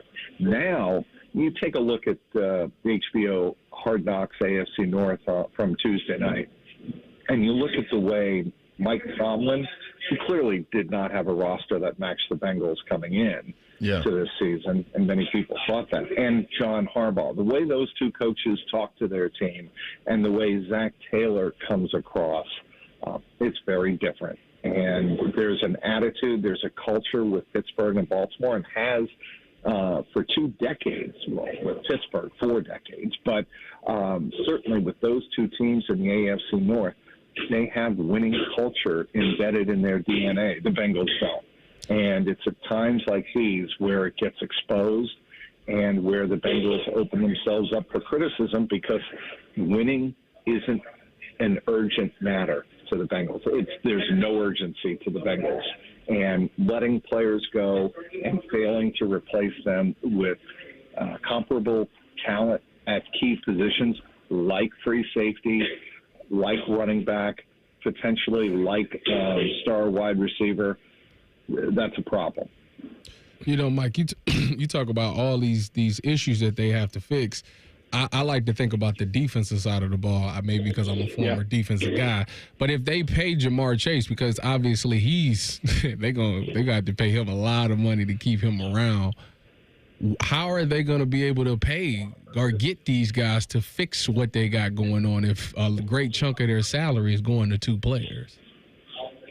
They've got to hit in the draft. And I'll tell you, and I admitted it a couple of minutes ago, they have not done a good job of drafting replacements for key losses or players who are getting old like Sam Hubbard. They need to hit on the defensive edge. And Miles Murphy, a first-rounder from last year, has been a massive disappointment. Joseph Osai has been injured. He's started to show he's always had a motor, but he's not been able to consistently get to the quarterback because of a severe wrist injury that he suffered a couple of years ago that has really hampered his ability to grab offensive tackles and rip them out of the way like he did at Texas and what made him such a great prospect. Osai has not grown into the player that they thought that he would be. They lost a defensive edge before the season to injury. They've had so many misses in the draft in terms of the defensive line that it's been hard to overcome. Dax Hill in the secondary, he gets hurt. DJ Turner gets hurt. Cam Sample, by the way, was the guy I was trying to think of his name. Cam Sample was a key loss in training camp. I don't think people have talked about that loss enough. But they've had losses and they've had rookies having to step up into position. And we can't overstate the regression that Cam Taylor-Britt has suffered this season. It's really hurt the Bengals defense on the perimeter as a guy that they thought was a number one cornerback. Coming into the season, he is clearly not played to that level this year. All right, Mike, I'll get you out of here on this one. What do you forecast for the rest of the way here? Will this team rally behind Burrow and relish the role of spoiler in what has been a really disappointing season to this point? I don't see it because you've played to a certain level all year long. Maybe you have one game where you break out and show fans what you could have been. Maybe that comes Monday night in Dallas. I don't know because this team is so unpredictable. But Denver has a load to play for. Cleveland would love to embarrass Cincinnati again and show that, we may be having a crappy season, but we still have the attitude that you people in Cincinnati don't. And I could see them losing that game. At Pittsburgh, the Steelers are going to have home field and seating to play for clearly in that game. Maybe they beat the Tennessee Titans. So if you're asking me, I see 1-4 in the final 5 games. Jeez, that's so wild with the amount of talent that was on this roster. Appreciate your expertise and your time, Mike, greatly. Thank you so much for giving us a little bit of it today. Have a good one, guys. All right, that's Mike Petraglia joining us on the Bryan Heating and Cooling Systems fan guest hotline. He's on the Jungle Roar pod, writes for CLNS Media down in Cincinnati on the Bengals side of thing. That's wild for Burrow to play at that level and just a totally wasted season. Yeah, him, Jamar, and Trey Hendrickson. Like that's what you got the 3 things like that. Like you should be. Yeah, be like undefeated, but this is, it's sad. It ain't that. It ain't that at all. We'll get you officially endorsed in 3 things coming up next. Bishop and Friends, right here on The Fan. Wake up with the Fan. Eat lunch with the Fan. Go to bed with the Fan. Dream about the Fan. Then change your sheets. Gross. Ew, you guys are gross, but stick around in case I don't find anyone else. The Fan. USPS Ground Advantage, the affordable and reliable shipping solution for the holidays. Learn more at USPS.com/advantage. Common Man here for Care Heating and Cooling. There's a lot of HVAC companies out there. I trust Care with my business, and I know you'll be satisfied customers. I am the most miserable person on earth. So if I'm I'm satisfied, you know they must be doing something right. But don't take my word for it. Care has been named the 2024 winner of the Better Business Bureau Torch Award for Ethics. That's a polite way of saying they provide you with excellent product and service, and most importantly, they never screw you over. Here's another example. Lennox. They sell tons of product all over the country. They've awarded Care their Lennox 2024 Partner of the Year Award. Just bragging at this point. I suggested a new tagline for Care Heating and Cooling. Here it is. Obnoxiously efficient. They didn't like it, but I stand by it. Don't wait for your furnace to crap out this winter. Get on their Care plan and get your unit checked before the pipes freeze. And it costs you thousands of dollars, and your wife swears at you. That certainly never happened to me. Care Heating and Cooling. Call 1-800-COOLING or book an appointment online at careheatingandcooling.com when you need a company you can trust. If you're struggling with ED or your performance is down and your belly fat is growing, listen up. You've got one life. Now is the time to act. At the Columbus Men's Clinic, we're not just healthcare, we're your secret weapon. Don't wait another day. Here's why you need to act right now. Every moment you delay, your condition could worsen. It's not just about sex, it's about your heart, your relationship, your life. The Columbus Men's Clinic has over 10 years of proven results for low testosterone and increasing drive, energy level, and performance. We've introduced ED and enhancement treatments so exclusive, you'll wonder why you waited. Procrastination is the thief of time. When it comes to your sexual health, you can't afford to wait. Join the League of Gentlemen who've walked out of our doors with a swagger. Call the Columbus Men's Clinic at 614-300-7400 or visit columbusmensclinic.com. Book your $99 male performance consultation now, including blood work. Call 614-300-7400 or visit columbusmensclinic.com. The Columbus Men's Clinic, making it happen. Some things in life are meant for each other, like salt and pepper, bacon and mushrooms, or you and the all-new Wendy's Mushroom Bacon Cheeseburger. Now, you're probably thinking, wait a minute, does bacon go with mushrooms? And the answer is, they do now. So if you want crispy, crunchy, cheesy, juicy, shroomy, and garlic spready, then you and the Mushroom Bacon Cheeseburger are meant to be. For mushroomy, bacony goodness, gotta be Wendy's. Limited time only at participating U.S. Wendy's. It's the Get Holiday Ready sales event with Hank and Sam from the Ford crew. Today, a new shipment of inventory. Hank, what's going on? Another hauler full of new Ford trucks and SUVs, Sam. So much SUV capability. Is that? Ford F-Series, the best-selling trucks for 47 years. And a big selection means... Big savings? Yep, which means... It's the best time to buy? Well done, Sam. And time for America to get holiday ready with Ford. Based on 1977 to 2023 CY Industry reported total sales. There's nothing like having Common Man and T-Bone resting on your bosom. Oh, for someone with no breasts, you've done very well for yourself. Gross. Pick up the latest T-shirt in the fan store or pick up merch from a show you actually like. We even have Ohio State and jacket stuff. Head to 971thefan.com. Hey, what's up? It's T-Bone. Guys, listen up. How many of you out there have been diagnosed with sleep apnea? Maybe your partner can't tolerate your snoring every night. You can't stand your CPAP machine. I totally get it. But the good news is there are alternatives to the CPAP machine. And Dr. Mark Levy is here to change your sleep and your life. Trust me, your spouse will thank you later. Dr. Mark Levy can customize an oral appliance that opens your airways, helps you breathe better, and of course, stops your snoring. That's the main point. It's quick and comfortable and an alternative to those bulky, loud CPAP machines you always hear about. For over 15 years, Dr. Mark Levy has led the way when it comes to treating snoring and sleep apnea, and now he's expanding his practice to better serve his patients with a brand new location in Marysville. I love Marysville. If you're snoring and not sleeping, you need to call Dr. Mark Levy's office today. Do not delay. Schedule your appointment today with Dr. Mark Levy at 1-800-MORE-SLEEP. That's 1-800-MORE-SLEEP. You can also visit him online at sleepbettercolumbus.com. And now, sleepbettermarysville.com too. Want to know anything about the Fans contest, how to win, or what's up for grabs? Check out 971thefan.com. The Fan, Ohio's sports destination. The final season of Yellowstone might just be Bo's dad live on YouTube. What's the difference anyway?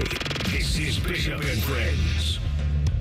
Reese, what do we have on the poll today? The Daily Fan poll asks, if Ohio State hosts a college football playoff game, will you buy a ticket? 38% say yes, 61% say no. They're not going to the game. Do you, in all honesty, like, we've never done this before. It's going to be a night game. It'll either be the 20th or 21st. It's going to be at night. So if it were tonight, it would be like, what is it, like 20 degrees out with the wind? Yeah, something like that. Yeah. So, like, That's what you're signing up for. Oh, but everybody told me. No, I didn't tell you that. Who's telling you these things? I'm not telling you that. Oh, I can tweet. Don't even say the word dome and Ohio State together. You're not going to get one, but this is why Gene said we may look at Indy all those years ago. Because here's the reality of it, and this is a whole segment on this. But the reality is, if you have the most talented team, you want perfect conditions. Oh. 9 times out of 10. No. The game is played outside, is what they told me. 9 times out of 10, you're going to have the most talented team. They want to see them run the ball 90 times a game. You know that. Yeah. They want to see the That'll snowball. go well for us. Did they watch the Michigan game? I'm just telling you what the fans told me. Yeah. Why would they want to? The cold is our advantage, is what they say. How many practices did you have outside? When you played? Oh, a bunch. This time of year in November. A bunch. December. Anytime. You went out? Every time.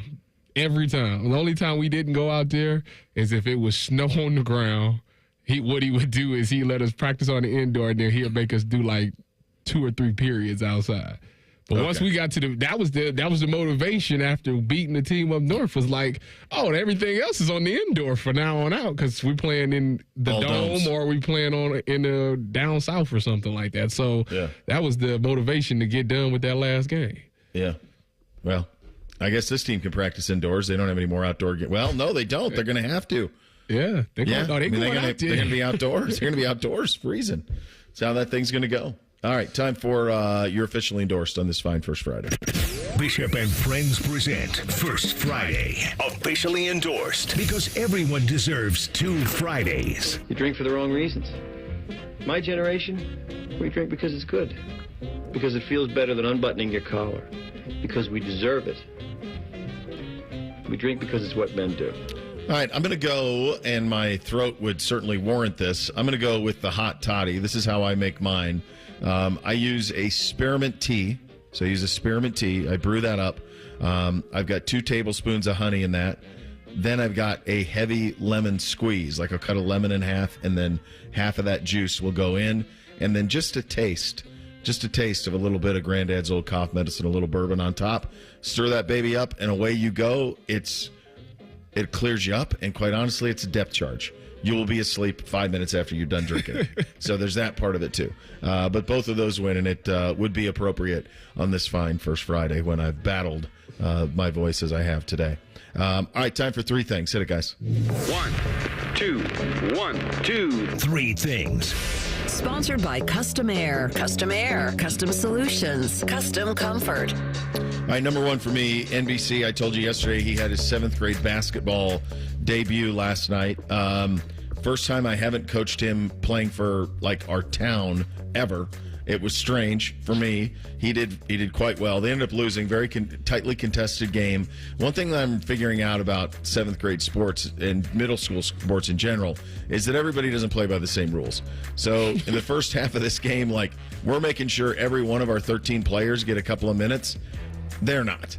Like, their dudes stay in. They're not taking them off the court. Really? So, yeah, it was strange. And it was like, okay, I guess we're all going to play by different rules here, I guess. So that part was a little tough to take. But played well, proud of him, competitive, good game. Didn't win, but we're in the mix. So good job out of you, buddy. Is he wearing 32? No, I can't because it's a men's large. So he has to wear 10, which was my football number. So he's wearing 10. Okay. Number 1 for me, if you don't know, I'll let you know that my father is Jamaican, which makes me half Jamaican. Why is that important? Because I have the craving for jerk chicken all of a sudden. Let's go. And I need recommendations in town for a good jerk chicken place because I miss it. Love a jerk chicken, man. That makes sense, you being a Jamaican. Yeah. You know, that makes a lot of sense. Usain Bolt's my distant cousin. That's right. That's right. Bo, I just need to ask, I don't know if you've seen or you've checked your emails this morning, but have you or anyone you know compared Deshaun Watson in the last 24 hours to a Spam sandwich? I'll let Nathan speak for himself. Well, let me speak for Spam, who sent an email. Dear Mr. Nathan Zagura and Cleveland Browns Daily, it's come to our attention that during a recent episode of CBD, the Spam brand was, how shall we say, rather unfortunately compared to Mr. Deshaun Watson. While we at Spam relish the opportunity to be mentioned alongside Cleveland's beloved football culture, we must address the troubling analogy in the most professional, albeit slightly amused manner. We would like to remind your audience of the following. 1, Spam never fumbles. 2, Spam is a team player. 3, Spam knows how to perform. 4, Spam has a clean record. Jeez. Are we sure? Are we sure this is from Spam or is this Reflog? I got it from Reflog. Okay, well he's an all timer, but it could be his own devices. He was saying that there were, by the way. He was saying that there were, if you have a sandwich and the piece of bread on this side, Joe Flacco is really good, and the piece of bread on this side, Jameis Winston's really good. The middle is the other, and that's where potentially the problem is. Now, I haven't had Spam in a long time. It's been a long time, since I was a kid. But when we were in Hawaii, like, they were sucking it down like crazy.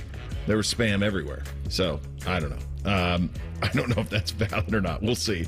Number 2 for me, Hard Knocks works in training camp. That's when we want more football. It's hard the rest of the time. Like, I am so much football consumed right now that I didn't even have a chance to watch the in-season Hard Knocks, and I work for one of the teams that's on it. And I didn't even have a chance to watch it because I have so many other things going on. I'm sure it's great, just like the off-season one at the Giants is great, but it is, at its peak, a training camp show, and that's when it's at its best. I actually agree wholeheartedly with you. Number 2 for me, I actually had this thought today that I've been running lately. As y'all know, I've been doing my miles. I've been doing 3 every other day. So I said to myself, you know what? I might be able to do the 4-miler again. I might come out of retirement for the 4-miler.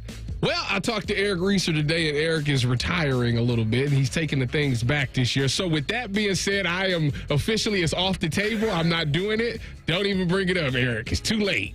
My second thing, how would any of that from our conversation earlier, how did you pull any of that? Well, you said that your knee is not great. I told you I've been doing PT for the past couple of months because I have tendonitis in my knee. I got quadricep tendonitis. And then you asked, are you going to be running now? Are you going to be retiring? I said, no. I'm just working on it. Are you doing the 4-miler? Yes. He's doing it. So you're back in. No, I'm not. You said you don't stretch, brother. That was a hell of one. There's your stretch. Number 3 for me, I see a protege of mine is he's down in Tampa covering the Bucks, and he just put a video up on social of like Bucks camp, and there's not a cloud in the sky. It's like 78. God bless him. You miss it. God bless him. Miss it, huh? Oh, isn't that nice? I mean, just step out, nice and warm. Last thing for me, Brock Bowers is legit. I just seen this thing on the NFL Network. Through his first 12 games, Brock Bowers has 84 catches. Yeah. He's only second in that time span. The only person that had more catches than him in the first 12 games, Odell Beckham with 91. Sheesh. Legit. That's legit, man. Coming up next, we're going to have a Ryan Day press conference. It's billed as National Signing Day, but if you heard Austin Ward at all during his appearance on Morning Juice, there's not going to be much in the way of National Signing Day, but we will carry Coach Day's comments coming up here at noon, and then when he gets off, noon 20, noon 30, you're going to have Rothman and Ice until 3 p.m. There you go. You have that to look forward to, which is nice. Enjoy your first Friday. Kids, act accordingly. Bishop and Friends right here on The Fan. 1, 2, 3. Here in The Fan is always football o'clock. Proud to be your home of the Buckeyes, Browns, and all the NFL games you can handle. The Fan.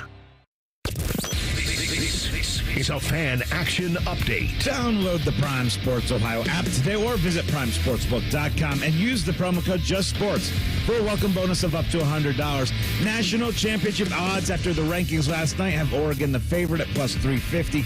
Texas just behind them at plus 380. The Buckeyes have the third best odds to win the national championship at 4-1. Georgia's plus 450. Notre Dame's 8-1. For your Prime Sports Action Update, I'm Scotty Vegas. This season, there's a system for every home and budget at Logan Services. Save big with our furnace sale. Payments start at $49 a month for 144 months. Plus, save up to $2,000 on a qualifying train system. Choose from our free stocking stuffers for extra home comfort. And don't forget about tax credits. Schedule your free estimate now and get next day installation with fast, friendly service from Logan Services. Oh no, stomach issues again? Stomach issues? Who are you? Your pancreas. I could be the real reason for your diarrhea, gas, bloating, stomach pain, or loose oily stools. I thought it was my stomach. People often do, but any of these symptoms could mean having a condition called exocrine pancreatic insufficiency, or EPI. With EPI, the pancreas doesn't release enough enzymes to break down food, but EPI is manageable. Use the symptom checker on identifyepi.com and speak with your doctor. That's identifyepi.com. Sponsored by AbbVie. The holidays are here at the Home Depot, so let's get to decorating. Find your perfect tree in our huge assortment of shapes, sizes, and styles. Like the easy-to-assemble Jackson Noble Fir, with pre-lit branches perfect for styling with all your favorite ornaments. Or the Flock Starry Light Fraser Fir, with over 1,900 pre-lit memory wire branches that keep their shape so it's ready right out of the box. Ooh. Find the perfect tree now at the Home Depot. $5,000. That's the average amount of money people in the U.S. are now spending on gas in a year. $5,000. That's crazy. If you drive, you have to download Upside, the free app that gives you cash back every time you get gas. That's right. You can earn real cash back with Upside just by buying the gas you're already buying. You can literally start earning cash back today. I use Upside every time I fill up, and I've already made around $300. You're putting gas in your car anyway. Why not get real cash back? If you like free money, download Upside. I'm saving the cash I earn from using Upside to help pay for a vacation later this year. Download the free Upside app now to earn cash back every time you buy gas. Use promo code MOVE to get an extra 25 cents per gallon on your first tank. You can cash out anytime right to your bank, PayPal, or a gift card for Amazon and other brands. Just download the free Upside app and use promo code MOVE for a 25 cents per gallon bonus on your first tank. That's code MOVE.